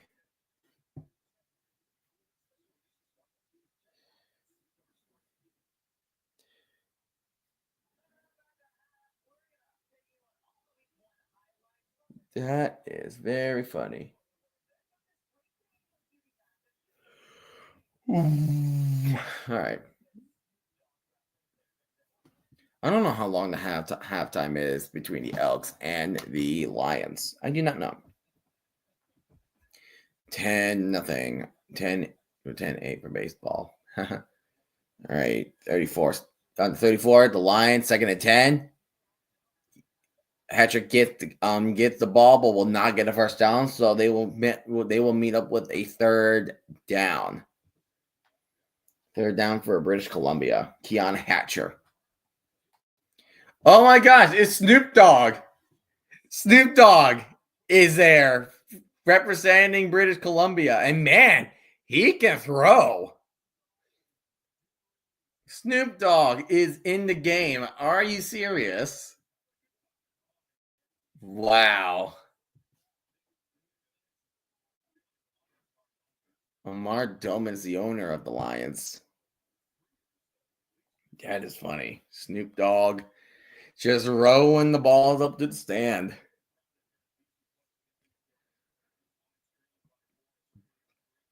Punt is away. Edmonton Elks are going to try to get it. No fair catch. And he will be down at the 35. So the Elks, 2 minutes remaining. 1 minute 59. And Mutton has 2 timeouts to work with. So since 2021, yeah. Michelob Bethel Thompson went 3 and 10. Man, that's bad. Taylor Cornelius went 4 and 23. Oh my gosh, that's terrible. Trey Ford tonight is 4 for 8, 62 yards.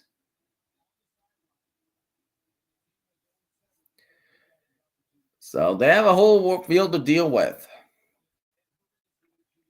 And then Cody Fajardo is the backup of the Elks. And he's going to hand it off to the middle, and there's the boost of the run they needed. And that's the first down with a gain of 12 for Edmonton. And that was who is who's ranking? Is he not on that roster?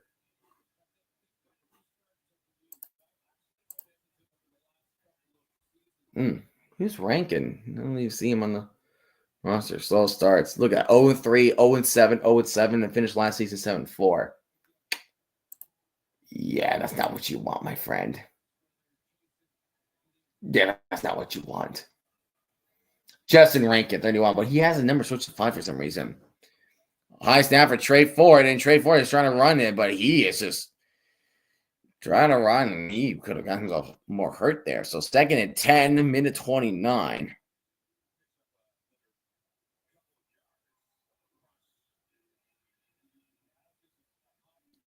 And the clock stops, so I assume there's a timeout. You got to go. See you next time. Hey, hopefully I'll see you tomorrow. Yes. Light it up. Let's light it up, my friend. Light it up. You have to go. Okay, there goes the clock going down. Okay, I was wondering like what is going on there. The Elks on 2nd and 10 throws it down in the middle, and he gets it to the right side at the 49-yard line. First down for the Elks. And that is Stephen Dunbar with the catch and run to set up a first down for the Elks.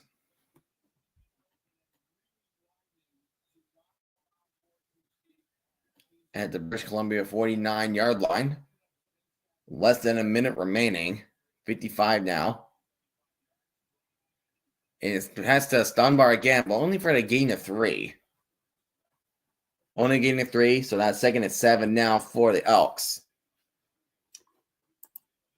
Evening to you too, my friend. Evening to you too, my friend. Easy, man. You ready for the UFO tomorrow? Are you ready for that?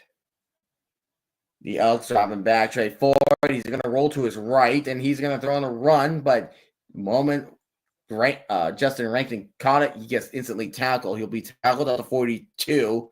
Now it's third down. So I hope you would think they will go for a field goal unit with 31 seconds remaining.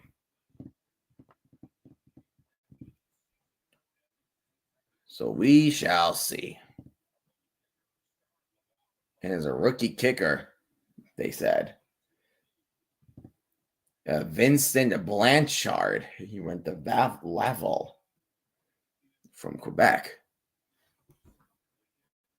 So, Edmonton trying to take a touchdown lead, kicking up from the 42. So you're looking at a 50-yarder because the goalposts are at the goal line and not at the back of the end zone.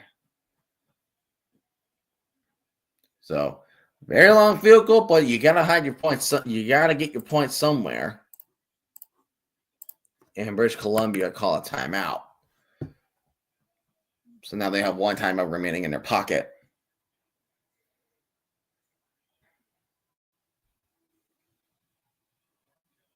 I think the head coach just pretty much didn't get your effing crap together. Someone's a hothead. Someone's like heat miser.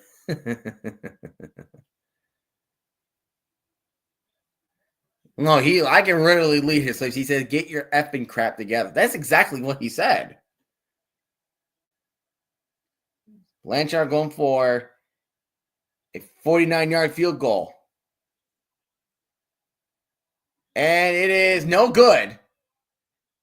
And BC can try to take it out, and they will get it out. So there is no points will be rewarded for Edmonton. So it is still 7-0.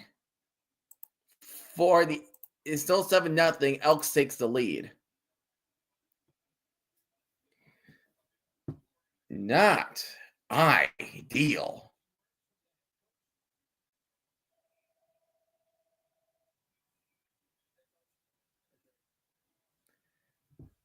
Wait, people are using Costco membership as real ID?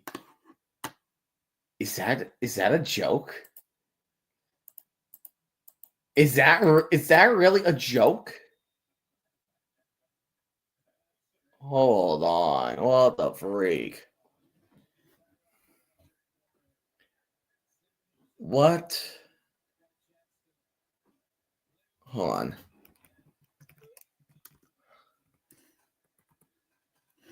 And here goes Butler on a run, and he gets a good one to the 26. 14 seconds remaining.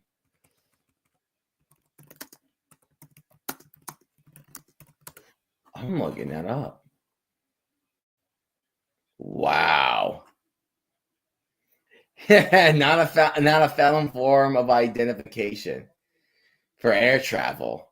Wow. So people are literally using that to get through TSAs. I'm at a loss for words. We're officially at halftime. Wow. I'm so done. I am so done. They do that.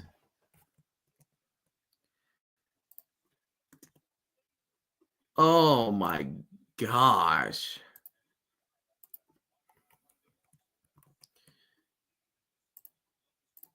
Yeah, I mean, what the freak?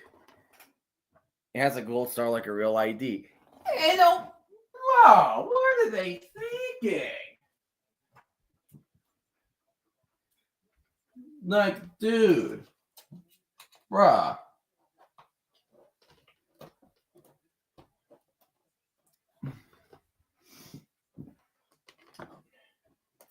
Freaking using a Costco membership for ID. Get out of here.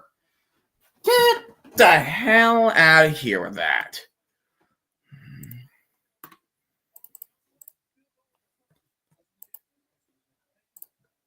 No, I'm I am so done with that.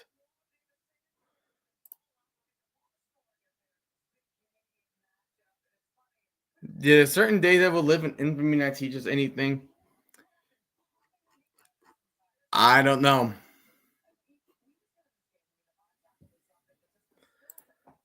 I don't know.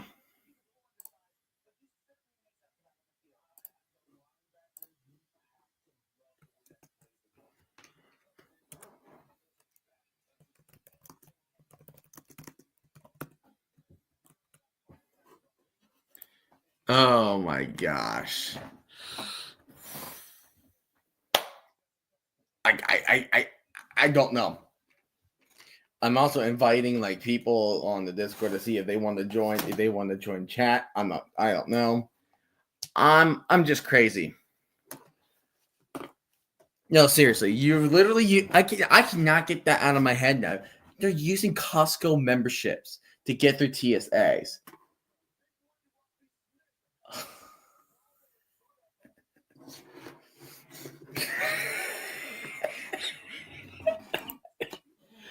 Wonder if they think they get cheaper food. Excuse me, do you have the big $1.50 hot dogs?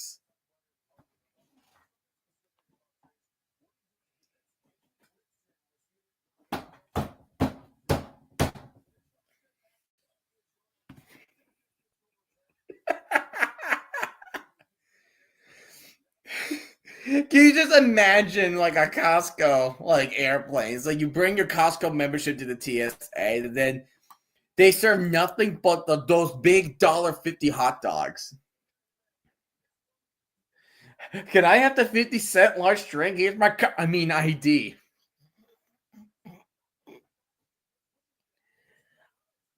Dude, I am done. That's probably the best thing I have heard.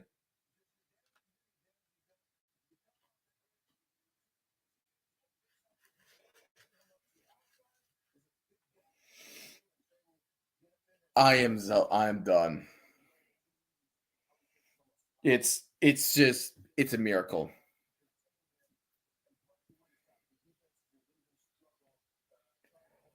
I I just can't.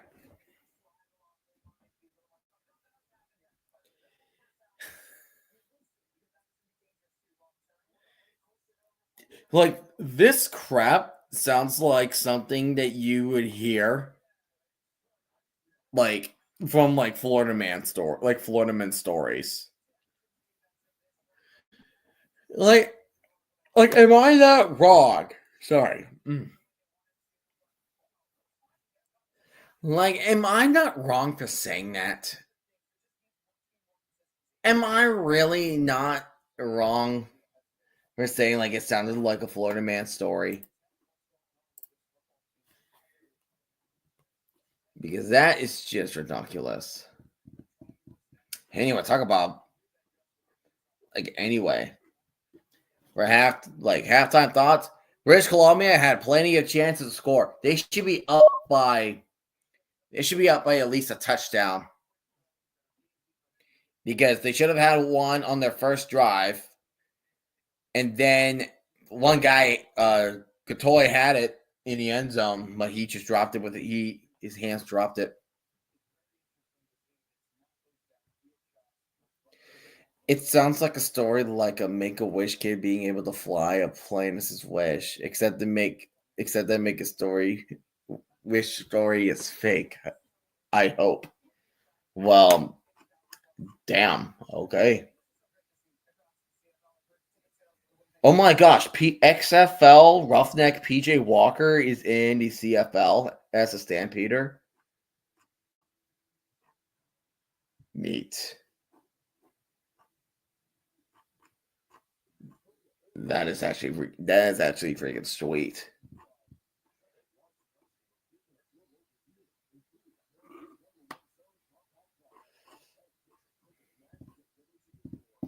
That is actually sweet.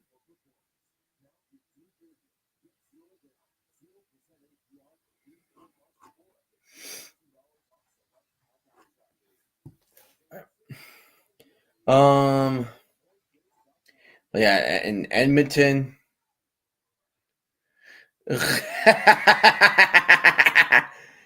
Oh my gosh.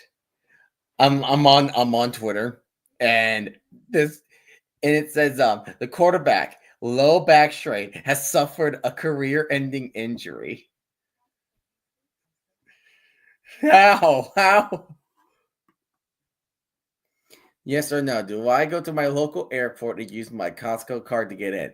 Freaking no. I say no.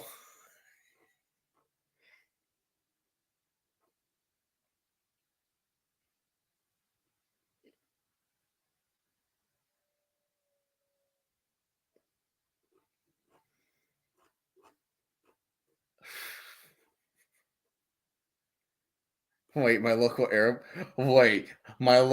airport is at a military base.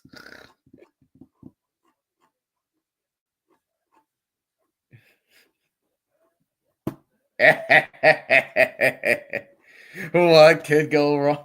It's like that god awful. What was it? It's like that. It's not Garfield, but it's like an orange cat. It's like Bubsy, or whatever it's called. And then he has like this catchphrase. He says, "What can possibly go wrong?"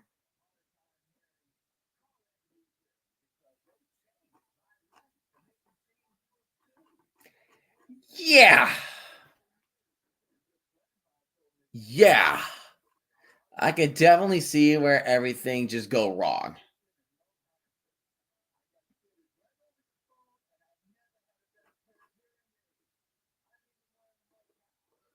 What could possibly go wrong? Stupid. I have so much hope for the future. I mean,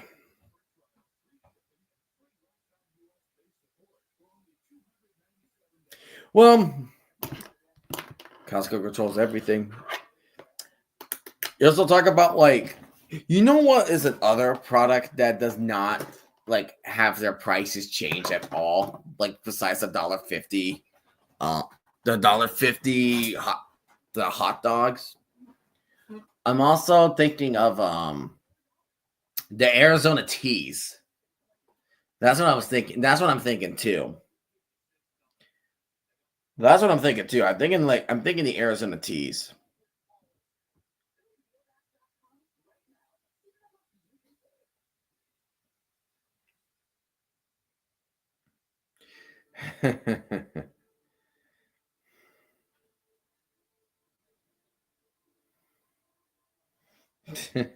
We need somebody just left.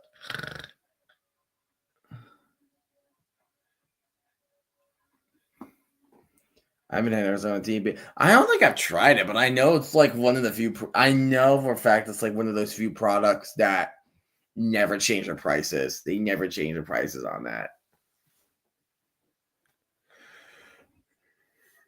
Thursday night football. Yeah, Winnipeg making their season debut. The Blue Bombers. They're the team. They're on the bye week. Yeah, the McDonald's chain. Yeah, it's the inflation, man. Like, remember we had that freaking dollar menu. Remember they had that dollar menu? Oh my goodness.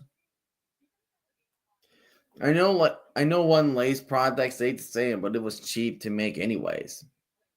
Well, I just don't know. It's like because it's inflation. That's the thing. Because it's like because if it's like from my perspective, it feels like inflation runs on supply and demand.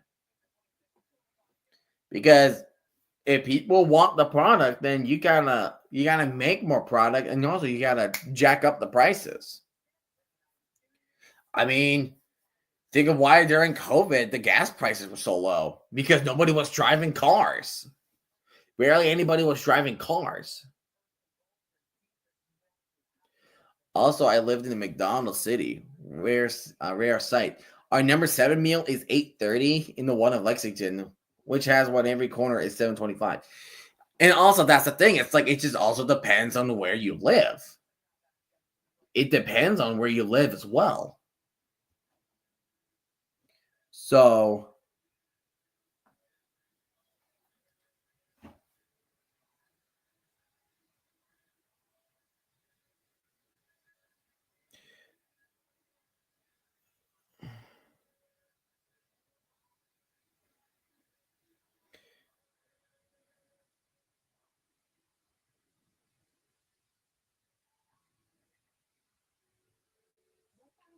but yeah, no, that's a now you got me thinking. Now you got me thinking about McDonald's. The movie, The Founder. It's been a while since I watched it, but it's a dang good movie. It's a dang good movie. And I feel like I watched the history of like McDonald's at one point. It's been a bit, but I definitely enjoyed that one. I really did. Yeah, The Founder. I think it's still on. Last time I checked, it's on Netflix. Hold on, let me look it up. Hold on.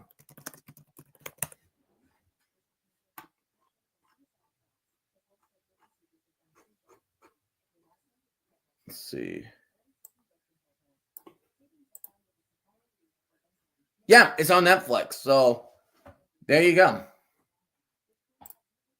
Yeah, so it is. So it's on Netflix. That's what I figured. Yeah, that's right. Because the Ronald McDonald housing.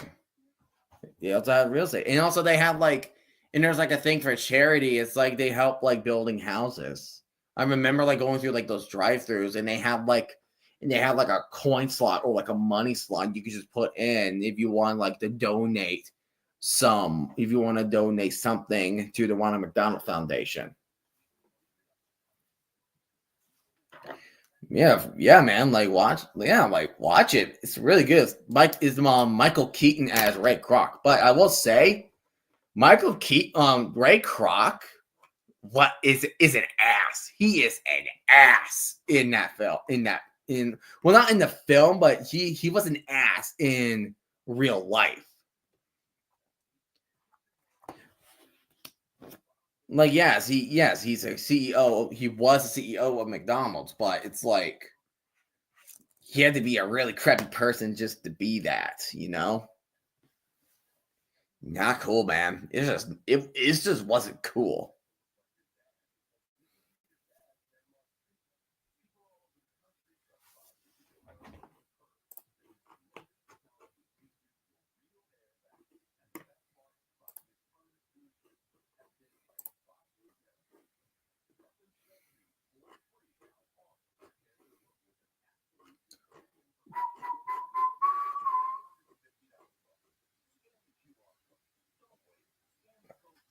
The Winter Indoor Football League.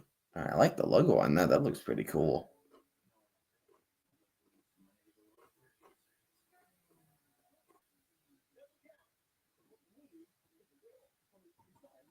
They really Drew's now. Really Drew's back on their active roster. Well, because oh my goodness. Because Kelvin Joseph is an idiot. He's an idiot. Welcome to Lightning After Dark.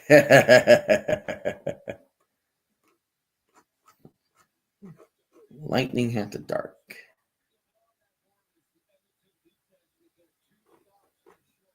My goodness, you just got unbanned from Fortnite for 6 years ago. Oh my goodness. I'm so disappointed in the Braves, man. They are losing in every set stone way. The bullpen just sucks. The bullpen sucks for the Braves. It freaking sucks. I don't understand why we all of a sudden just going down the drain. I don't understand what the hell is happening.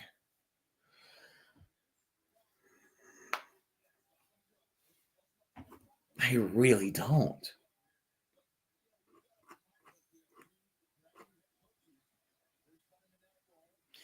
Yeah, Scott blew it. It was bad, dude. No, like I remember driving home and I saw the score. I was like, we are not choking a 10-4 league. And I was like, what? I was like, what the hell? And that just made me lose hope. And I'm glad I'm sticking to losing hope because I don't know if I'm going to find that freaking hope again. Because that was just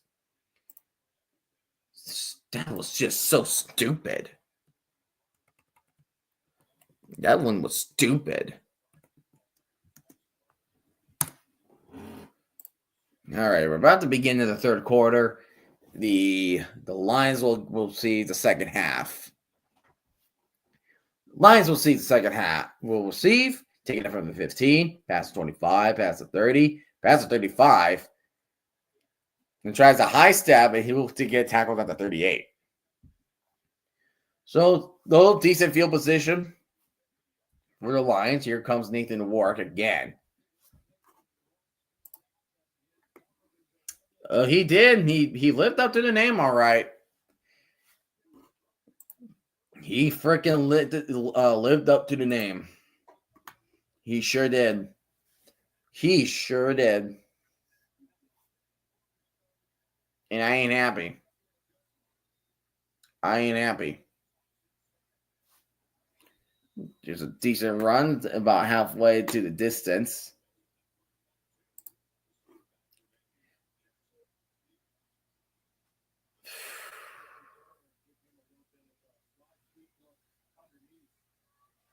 He's gonna fail. Look at his. He's gonna fail. Look at his name.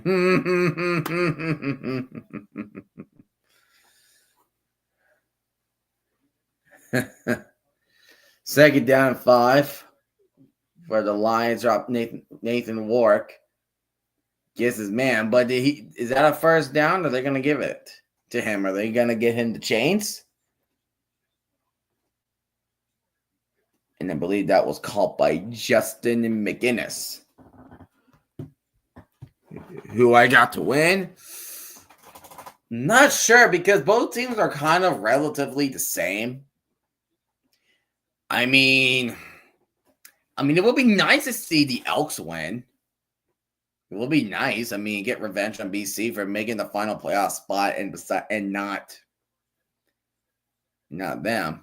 1st and 10. Oh my goodness, nowhere. The receivers have gotten nowhere. And you got Stanley Berryhill that caught it and gets instantly tackled. Ugh. What more can you do, I guess? And like he caught it, and then he just get instantly tackled. I mean, that's just good defense from Edmonton.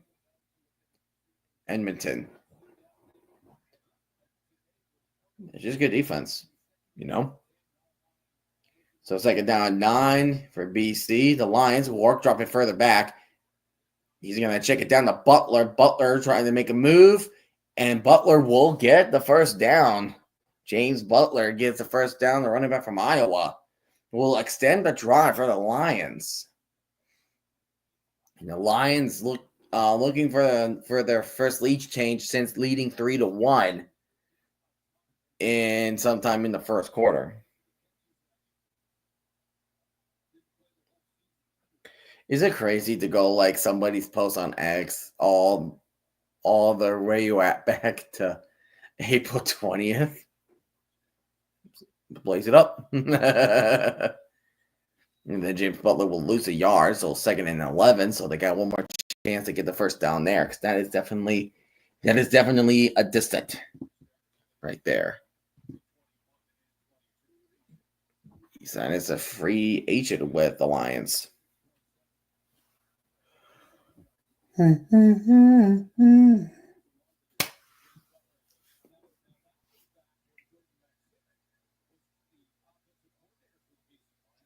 Alrighty, 2nd down 11.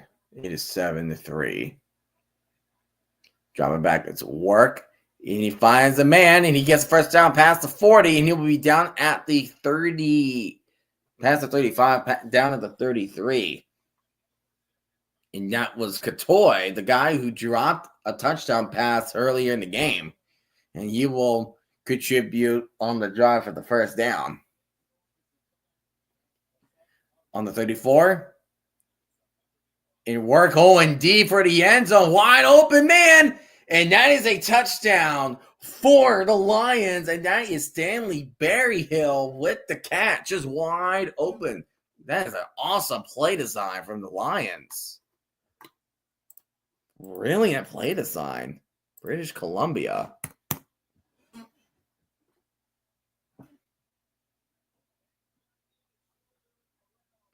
Yeah, so he play action. It's an RP. It's mainly an RPO.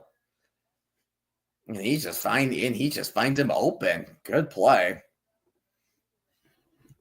And the Lions will attempt the extra point and make it a 3-point lead. Kick is up, and the kick is indeed good. So the Lions will take the lead over the Elks with a 10-7 lead. Professor Football Chaos. That is indeed me. Why? Because I love me some football chaos. I love me some football chaos. Why not, right? Why the heck not?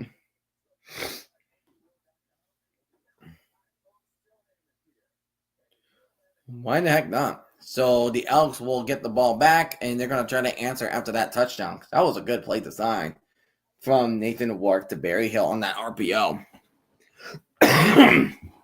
Excuse me.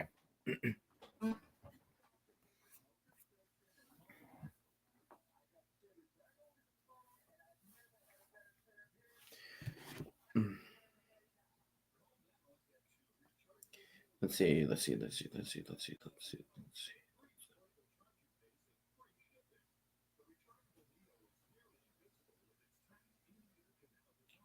Okay. I was just checking out something, but now can the Lions contain the Elks offense? Especially, can you prevent Trey? Can they prevent Trey Ford from running around a lot? That is what we are looking at here. Because who's the winners this week? Saskatchewan wins. Saskatchewan won. Montreal won. Calgary won. I don't know how you did that, but you did it. But yeah, he was supposed to stick with him, but that running start really helped him out. And he just stopped right there. He thought he had his eyes going to the middle. I don't know. He should have just stuck with that guy. That was his responsibility to stuck with that guy going on a little fade. That was on the defensive back. We are on the red black. So far, you do. So far, you do. Who does? Hold on. So who does Saskatchewan play next week? And here comes a good return. Pass 50, 55, 50, 50, 45, 40. What a brilliant return from the Elks. Brilliant return at positive field position. That was Arkle Smith with the big return. He just ran on the left sideline. Brilliant blocking by the Elks. And there's a missed tackle at the 50 on their own territory. Near the 30 in the Lion territory.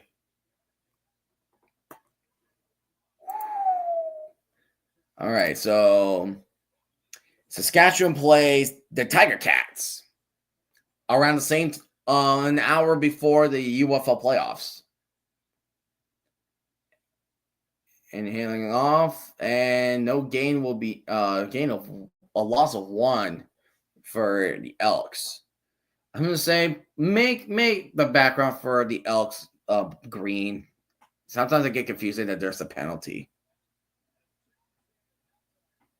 The meows. Oh, the meows, all the Tiger Cats. Yeah. I am thinking of doing one CFL game before we go to the UFL Championship. I'm thinking of doing Calgary and Toronto. That's what I'm thinking. I'm thinking doing the Stampeders and the Argonauts. Jumping back straight forward. Straightforward, try to get out of the pressure, but he will get sacked, and that's exactly what the Lions need. The pressure, and make sure he has nowhere to run. And the Lions did exactly that. Do I have CFL Plus? I do not.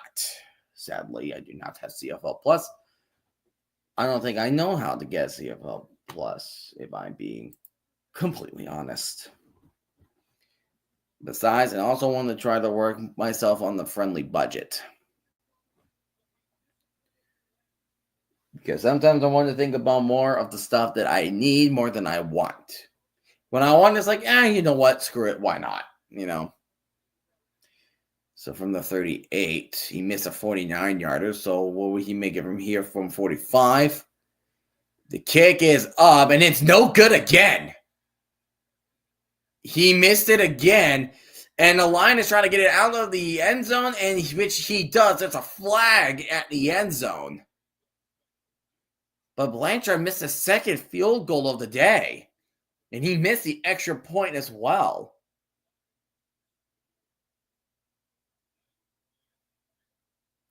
Yeah, the kicker is just having himself a bad night. Vincent Blanchard is just not. I do not have MLB TV. I do not. I'm not fancy like that, man. I'm just gonna say that right now. I am just not that fancy.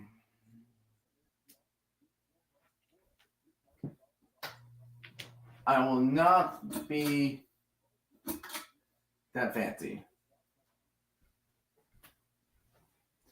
And I think that is going to be, and I think that's probably going to stay that way for a while. Edmonton missing field goals. The special teams is just not there tonight. 2 missed field goals and a missed extra point.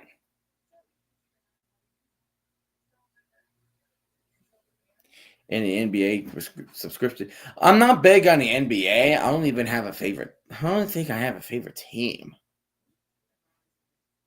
Yeah, I don't think I really have a favorite team.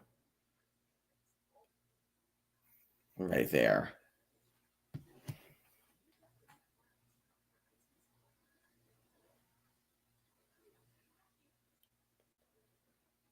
Yeah. It's like not worth it. And I just think like the NBA and also the NHL season just go on they go on for a long time.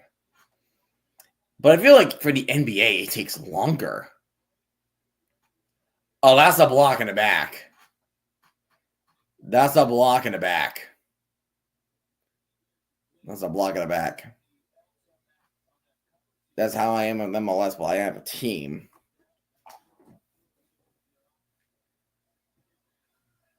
So the Lions will start on their own 3 after the penalty of the block in the back. Handing off to James Butler, and Butler will get a gain of 7. He gets tackled at the 10. NBA is 5 games longer. And also, you know what's also stupid? There's 2 things I think is stupid. What's with the Summer League? Like, I don't understand the point of the Summer League. And also, the in-season tournament is pointless. Like, there's no benefit from winning the whole thing. There's no benefit. It's complete futile, in my opinion. Neither Ward on 2nd and 4, and Ward will run up, and he gets the first down as he dives at the 16, and he will extend the Lions drive further. We have about 7.5 minutes remaining in the third quarter. And the clock, and also the play clock is shorter. It's like 20 seconds.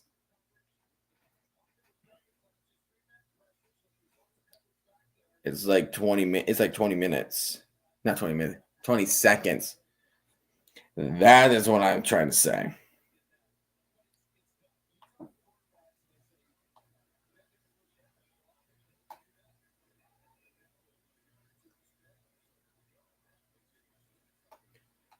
And here comes another throw, and that will be caught. And I believe that is Justin McInnes with the catch.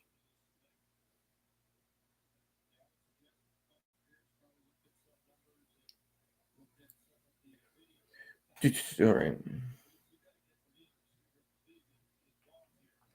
Second down and 4. Okay, then yeah, if that's the case, then yeah. If that's the case. In these season tournaments, you play better teams the further you go in, so that hurts you.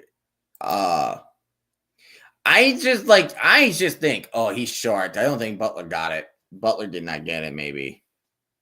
Or maybe he did. He's on the line. I just, because, it's like, I don't know. Because here's the thing. It's like, if you're going to have an in-season tournament, the Call of Duty League at least had like a point system because they do majors. And then the better you place in those tournaments, the more points you get. I feel like there should be a point system in there for the NBA, maybe. I'm not sure. I might be speaking out of my mind here. But. And look at Warwick. Just, how did he get a first down? He was stepping, shimmy shaking left and right, ran up to the middle on the right hash, and got a first down. Unfreaking believable. That was awesome. That was freaking awesome. Whoop, whoop, whoop. He just made 4 players miss in the pocket. That was outstanding.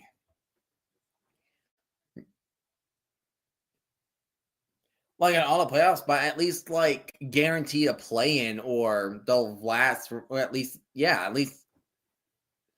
just something. But it's like, if you're just doing the whole in-season tournament and you have no benefit, why do you have a tournament to begin with? It's futile. It's completely futile. There's no point. There's literally no point in that.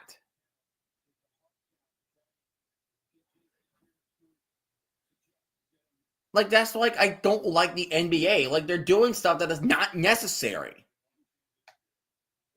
Have 67% of the teams be participating in the postseason? That's way too freaking much. The in-season tournament, what's the point if you have no benefits? Like, geez, Louis, like cheese and rice, dude. Ball bat down, incomplete, second down and 5.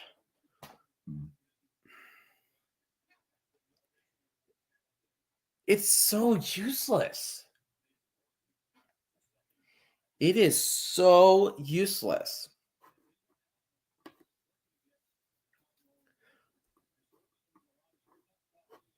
Also, NBA got that made the postseason got number 1 pick. Yeah, see, that's another thing.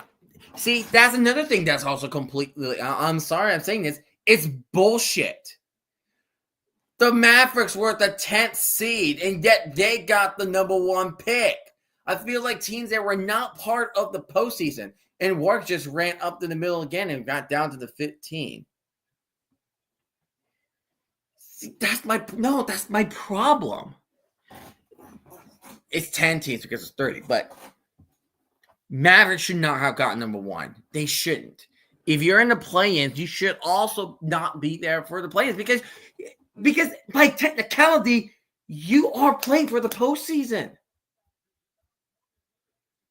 And yeah, and that's the same team that traded away Luka Doncic. Like, what the hell is that? I don't understand.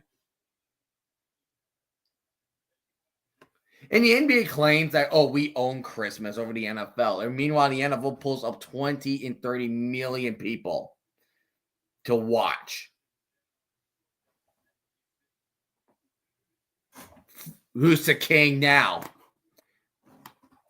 It's idiotic. Here, let me show you.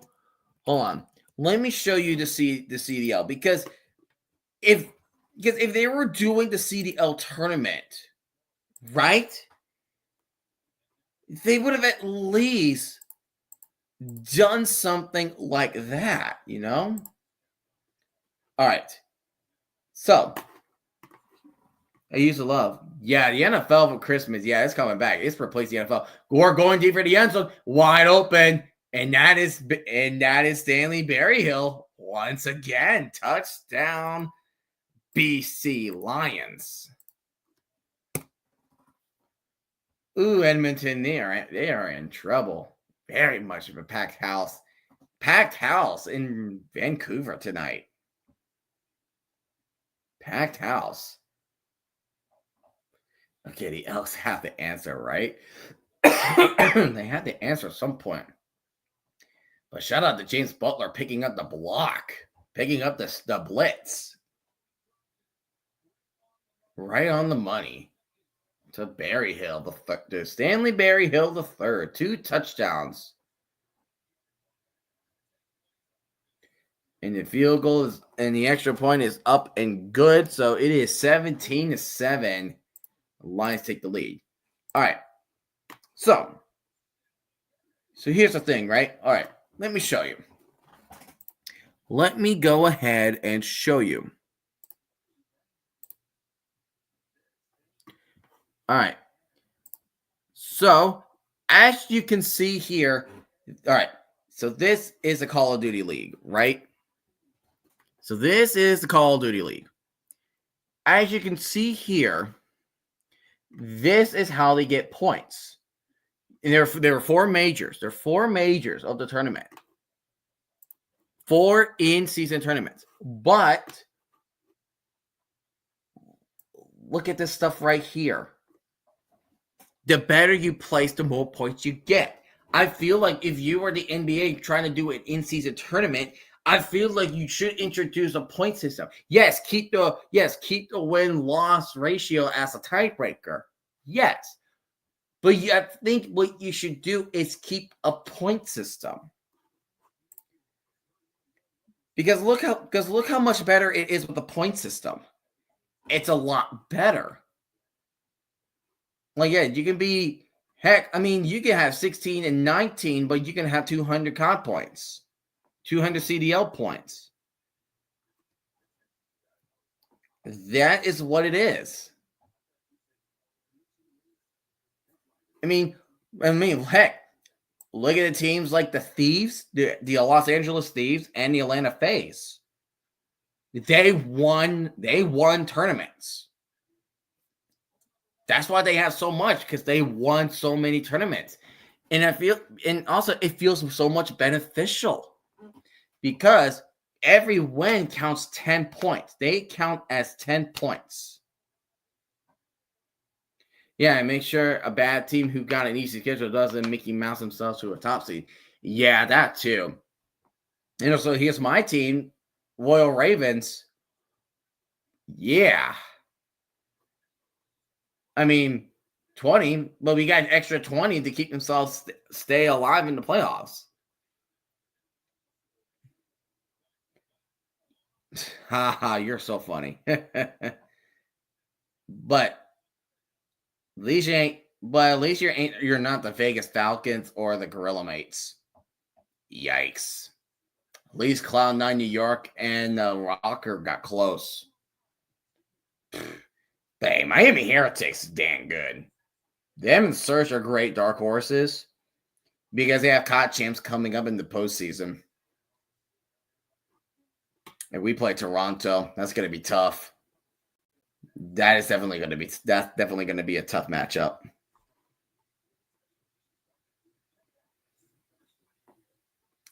Yeah, FaZe on top. Yeah, no, FaZe is definitely a great team. They are a damn good team. They're a nice team. Like, the FaZe has been that team that's been very consistently good since the Call of Duty League's existence in 2020. They have always been good. They've been good. I'm not kidding. I'm seriously not kidding with that.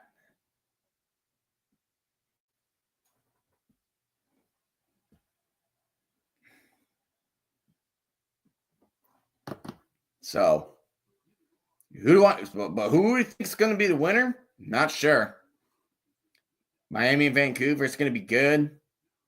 Who's going to stop the Thieves in the phase? Yeah, because of the brand. Yeah. Well, yeah, because that's where they got it from. I mean, Thieves is named after 100 Thieves. And of course, you got Optic Texas because Optic. But yeah, so. But yeah, I mean, but the point is, if you're gonna try and do this, if you're gonna try and do an in-season format, do a point system. In my opinion, do a point system. If you have a tournament, have some sort of benefit that feels rewarding instead of just bragging rights. Because I feel like if you're just doing that for bragging rights, there's no point. Subtype, but I'm glad you're back, bud. I'm glad you're back, buddy. Just do a point system. That's all I gotta say. Use a screen for the Elks, and the Elks will get the first down. That is to Mathis. At the very least, give them an extra salary cap. Yeah, it's like every move because I'm hearing like the Bucks. Giannis may not return to Milwaukee, from what I'm hearing. Ouch. The Elks drop it back, trade forward, and just the Lions are reading these screens really dang nice. Like they're reading it dang well.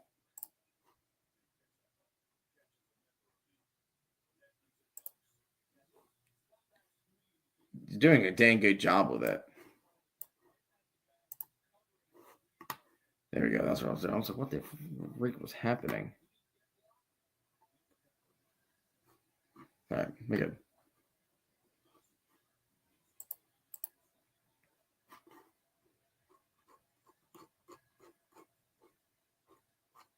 Here comes the Elks, 2nd and 11. Trey Forrest trying to run. He's looking for him for a blocker, and he's going to be short.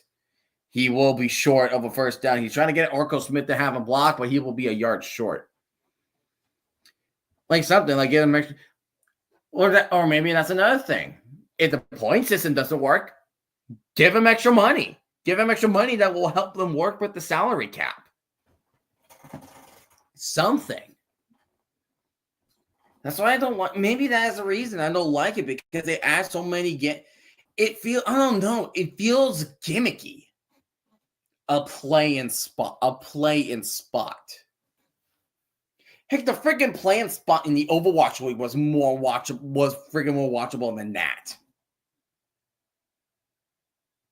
So stupid. And the Elks are going for it. 3rd and 2 from BC's 40. Dropping back is straight forward. And he's going to get pressured. Why are you running so back? And he's going deep. He finds someone. He went all the way back to his own 40 and finds a guy. And missed tackles are made past the 10. No freaking shot. He gets a touchdown. There's no shot. He's short. Oh my gosh. He was running for his life. He went from BC's 40. He ran all the way back to like midfield. And he found the guy in the middle. And he caught that. No way. He went that far back? He went all the way back to his own 40. He went back a whole 30 yards. Get the hell out of here. I'm speechless. What the freak? It is a low score. It is a low score. Have you ever eaten Rocky Mountain oysters? No, I do not. Wait a minute. Have we discussed this before? I feel like we have discussed this before.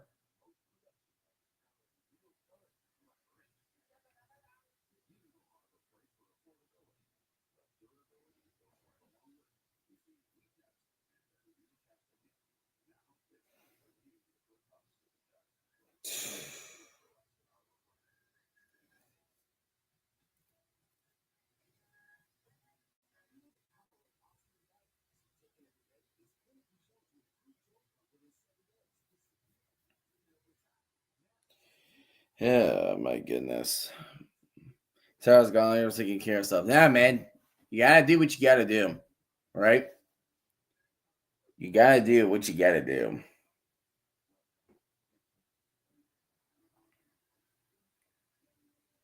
The U.S. Army. Well, having that's an advertisement to play during the Canadian Football League. That is definitely something. Excuse me.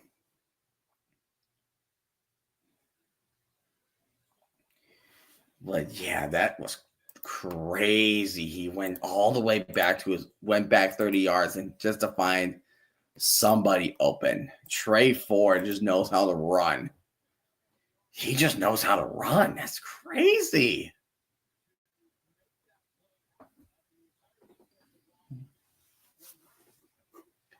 He went back 30 on his own 30 yards. Took him 18 seconds to get the play off. And he almost got a touchdown. Justin Rankin was the player who got it. You have got to get a touchdown after that. There's no way they can't score a touchdown after this.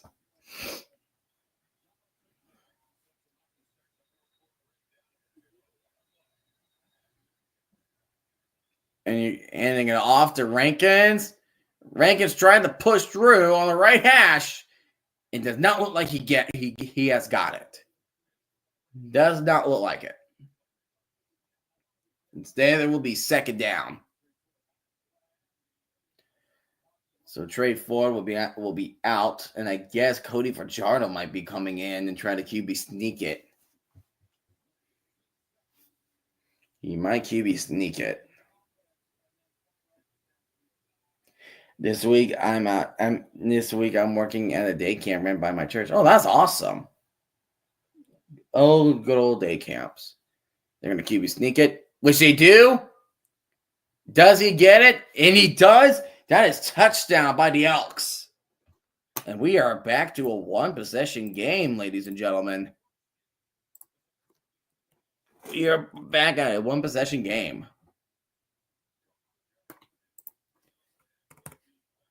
And British Columbia has called a timeout, too. It's your 7th year doing it. Good cause, man. You're doing a good cause.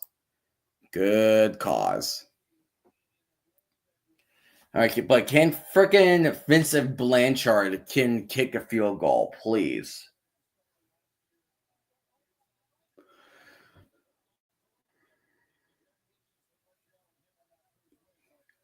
Like, can he make a PAT or a field goal, please? Okay, he did get this one. Good. He got it. So now we have a 3-point game. 17-14 Lions. Last year, I announced my retirement, but I pulled a Tom Brady in return. Hell yeah, man. Hell yeah. Hell yeah. That is definitely what we were talking about. Exactly what we're talking about.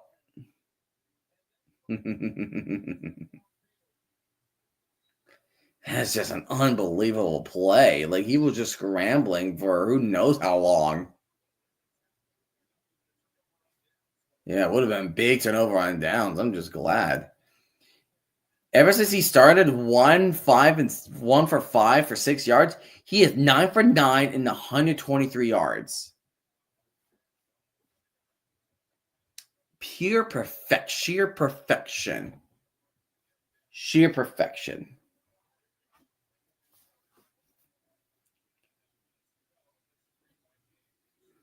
Hey, you've been there for a while? Why not? Why not go for camp? I mean, why not go for camp manager, right?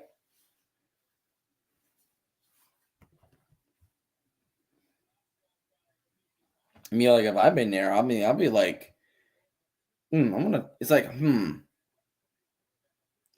let's see if I could try for a similar position.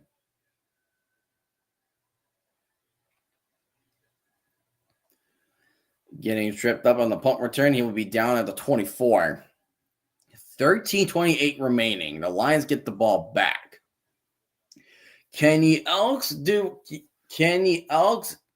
what they can in order to make sure that the Lions not score anymore?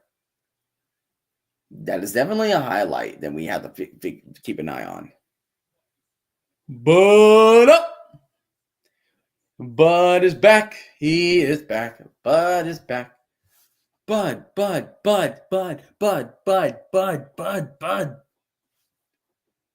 Nathan Warwick, 21 for 28, 235, and 2 tutties. Warwick dropping back, and he's going to find one, and that is a catch right there to Katoy. Katoy will get down at the 45-yard line in their own territory, so already a big play right away for the Lions. Already a play for the Lions.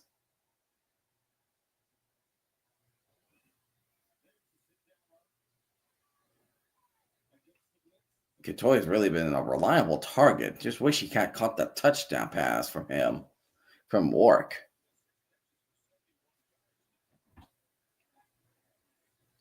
And Warwick going for a sideline catch. Did he catch that? Oh, no, incomplete. The ball popped out of the Keon Hatcher's hands.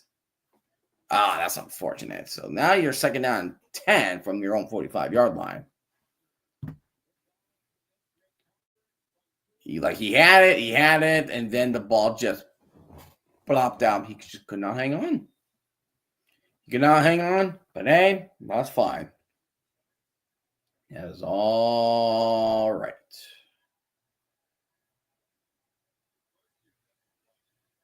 Second down and 10. Warwick going for the middle and finds a man. And he connects it with Barry Hill, who has 2 touchdowns tonight, and he's having himself a nice day tonight. He has those 2 catches, those 2 big touchdowns by blown coverages from the Elks secondary, and it shows that their secondary is not really doing justice for them. And here comes Jesse McGinnis, and he will get another first down for the BC Lions. So they're just getting first downs at the first down. They just do not want Edmonton. They just do not want the Elks to keep trailing them. How did I become a sports fan? I'm not sure how. Football was just a thing that was just on a lot, and then slowly but surely I just started watching it and started catching up on a lot of things, and then I became the biggest football fanatic that I am today. Working with the pass. Oh, I missed a tackle past the 20, and he will be down at the 18. And that is Keon Hatcher with the catch and run. Edmonton is there's just no breaks. There's no break from the line. They just move. That is all that is for the Lions. There's no breaks. Move. See you, Tug. Well, hopefully I see you tomorrow. Hopefully I see you for the UFL playoffs. Hope you have yourself a good night, man. I hope you have yourself a good night.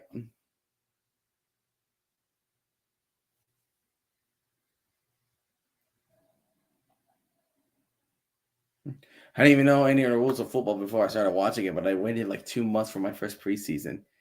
Wow, 2 months. So it's like a couple months, definitely a couple months before the regular season started. The Lions at the 17. Work, throwing on the run. The guy got jumped, and he's going to try to run to the sideline, and he will get gain of 2. You only got a couple, so 2nd and 8. So pretty much one more opportunity to get a first down for the Lions. 300 yards passing for Nathan Warwick. Outstanding performance from him tonight. Very outstanding. We're going to see some great UFL players tomorrow. USFL Conference and the XFL Conference Championships. Who will prevail?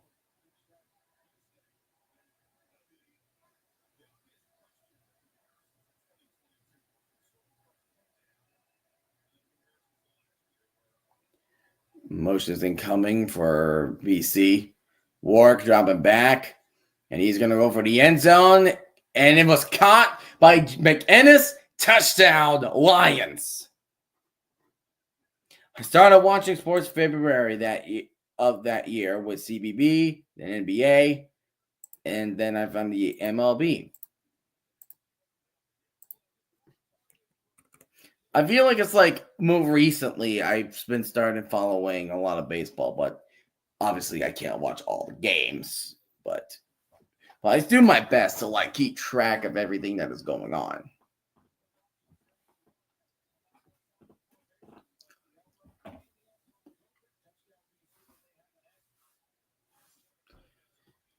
So the extra point for the Lions.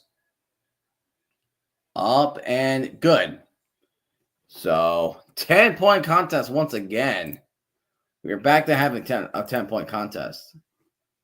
Then after that, NFL preseason, I found college football.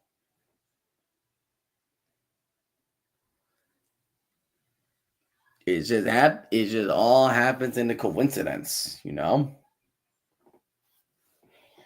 It all happens in the coincidence.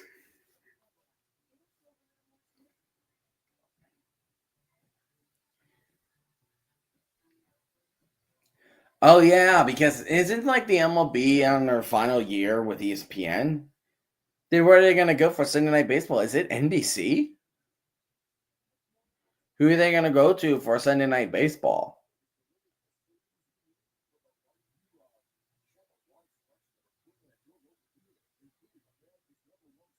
Huh.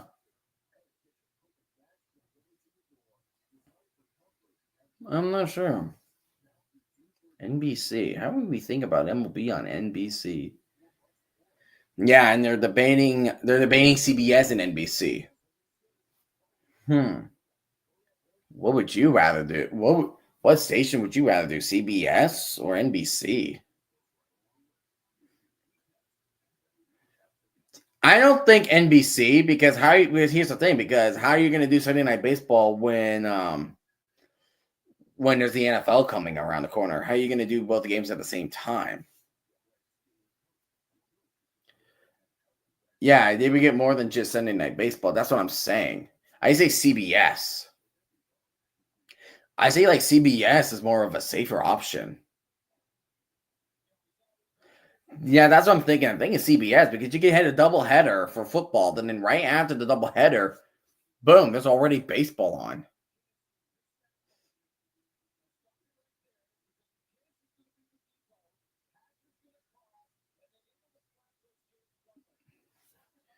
So many There's just so much crossing.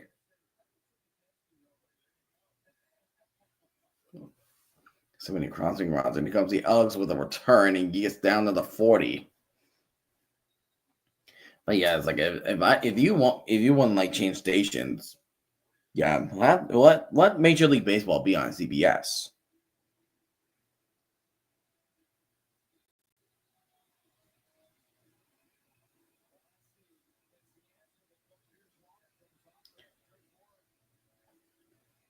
Yeah, true. I mean, you could do that too.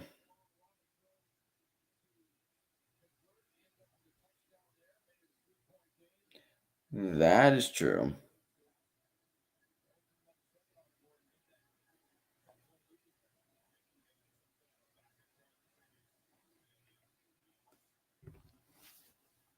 Elks on 1st and 10. Trey 4 throwing at the left side. Oh my gosh. And he just got flipped over. That got hurt. That had gotta hurt. Is he okay? That was Zach Mathis that got flipped the hell over. Holy.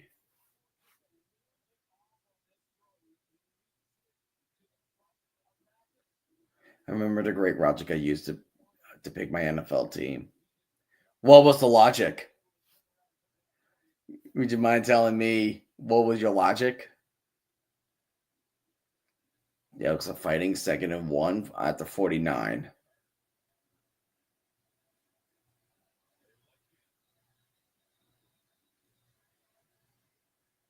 What's going on? Oh, look like Zach Math is saying, okay, the injury's a little too much for me. I need to go back to I gotta go to the bench. My elementary school mascot was called with the same logo. No, it's like me for Little League. I mean, like when I was Little League, like one of the teams was the Braves, and that's how I got the Atlanta Braves. So pretty much the same thing here. That's right. I did the same thing with the Braves. If it wasn't for that, I'd be a Cards fan. Arizona Cardinals. Oh, the Arizona Cardinals.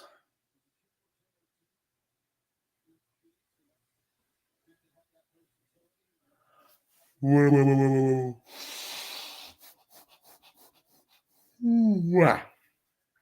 All right, second down and 1. QB sneak it and got it. No problem.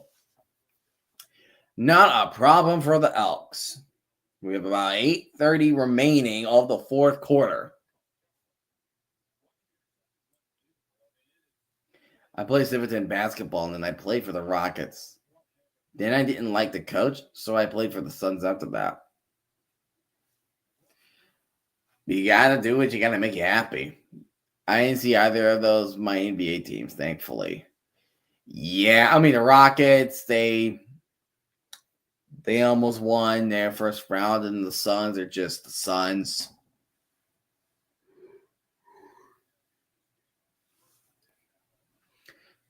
Trade for it. Oh my gosh, he threw an interception. He threw an interception straight to the linebacker. Past the 30, past the 20, and past the 10. Gets tripped up inside the 5. Almost a pick 6. Big mistake. What a big mistake from Trey Ford. His first big mistake. That was Ben Hladek that caught the interception. Oh, dude, what the hell were you throwing it to? Where were you throwing that to? He threw it directly at the man. He threw that directly at the man. On your NFL standing sport, are the Colts in the one for AFC South? No, it's the Texans. Because it's still left over from last year, and I just really haven't touched it since.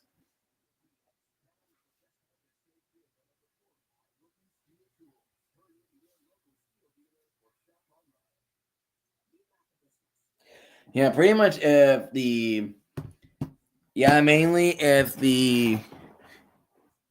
Lions score a touchdown right here, then that's pretty much game. And I'm pretty much gonna just call it a stream there because I gotta get some sleep, and also I gotta get up because gotta go to church. Then after that, I gotta get myself ready for the UFO playoffs. So big day. We got a big day. Hopefully I can see you guys for the UFO playoffs because this is gonna be exciting. It will be exciting.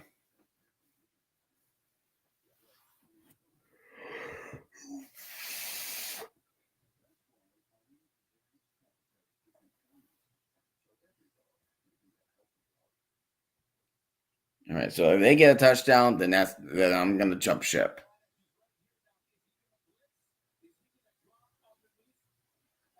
Did he fake the blitz? Is that what he did? Just the where was Ford throwing that? Where was he throwing that? Oh, you work at a church? Oh, you work at a church? Neat. And he goes to Warwick and then off to James Butler, and that's an easy touchdown. That's easy touchdown.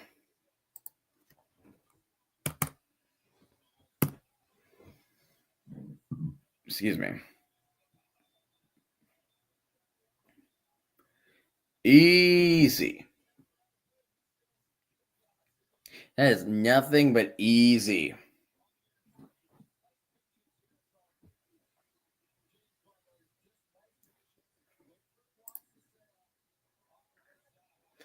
You do assassins with terms. Oh, you're like all techie, huh? You're like all techie.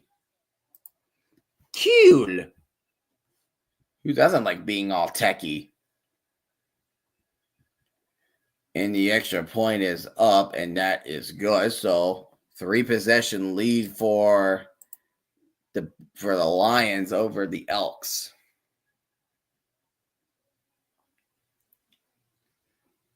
But man.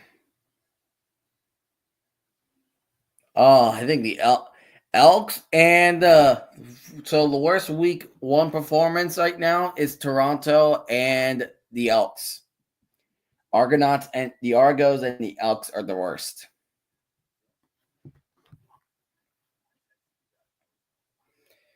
Which is a shame. It was close, and then the Lions are just running away with it.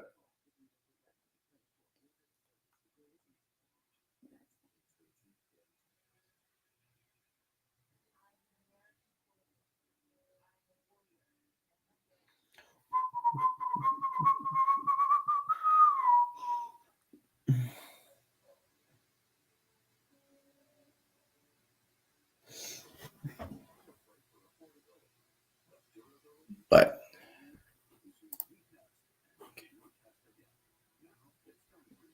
Caesar Marlin's great start to June. What was a great start? Getting swept by the Rockies.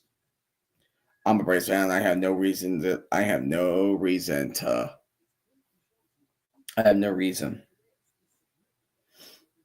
But yeah, I'm like, didn't like the Marlins get?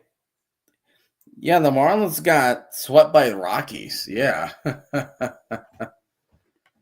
see what you meant by them having a great start. That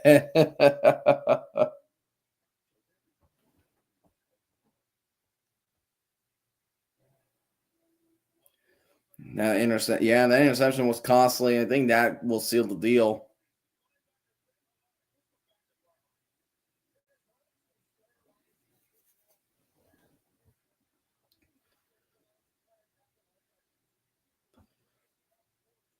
First Rockies, yeah, since the sweep since May.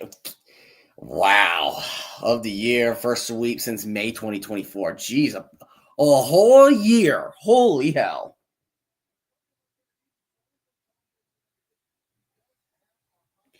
Hey, the Rockies might be better than the Braves right now because the Braves are garbage.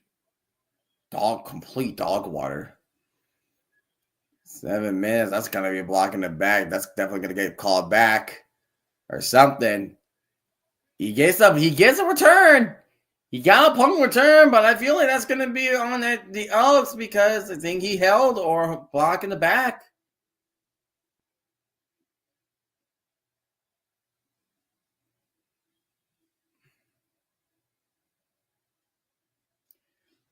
You know, feel like Brian Sneaker has an expiration date, man. He's a good manager, but again, expiration date. And also the bullpen sucks.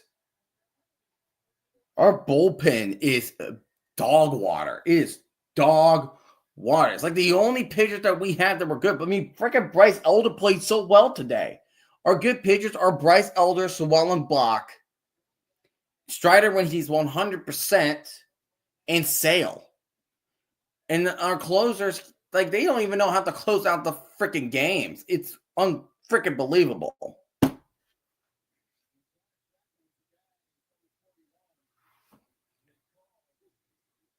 Oh my goodness. I just don't I just lost hope for the Braves. I really do.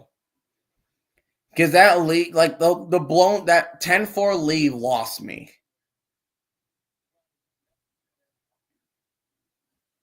They lost me now.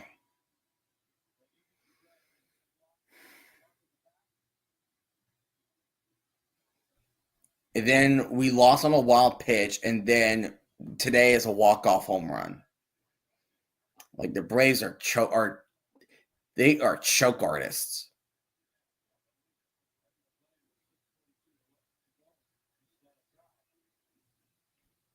You know, it looks like Edmonton is challenging. There was no flag on the play.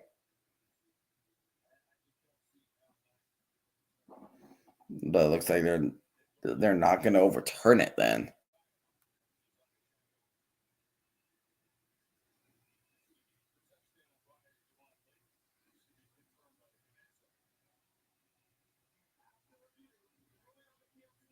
Yeah. No change. Play stands. So that means Edmonton will also lose a timeout, I would assume. Yep, they do. They do indeed lose a timeout.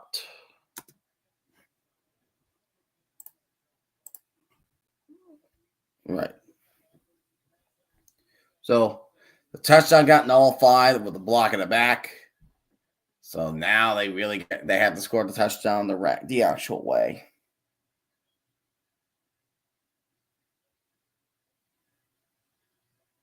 Trade forward. Oh, it's running right through the receiver's hands. Oh, dude. Oh, man.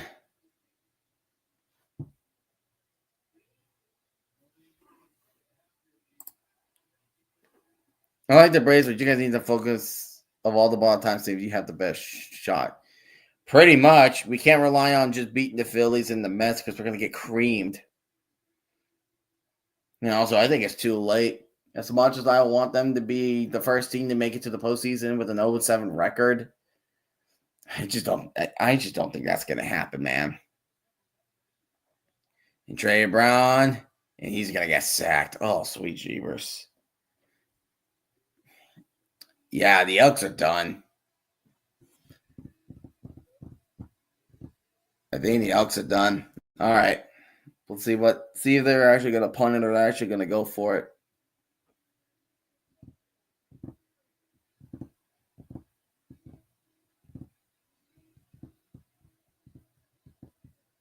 Yeah, because you can't be like bad. Like you can't tank.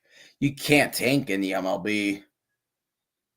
This ain't the NFL, man.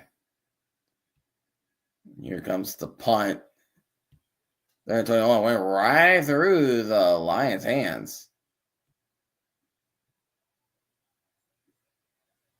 Man, you went all the way to the 44. Jeez Louise, why you got to go back? There's no reason for you to go back that far. There was no reason why you had to go back that far. 507. Just hold on to the ball long enough, and then boom, there you go. Just hold on to the ball long enough, and then you win. That's it. That's what you need to do. That's all you need to do.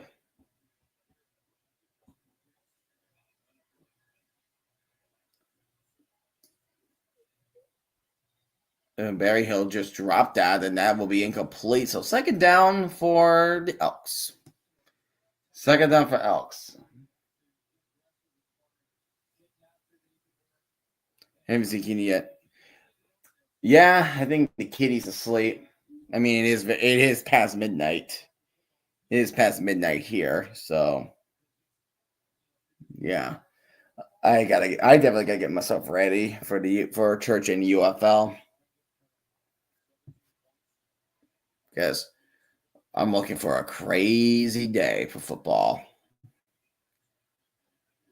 Driving back is Wark to the middle, and he finds Katoy, but he will only get a few yards. Third down.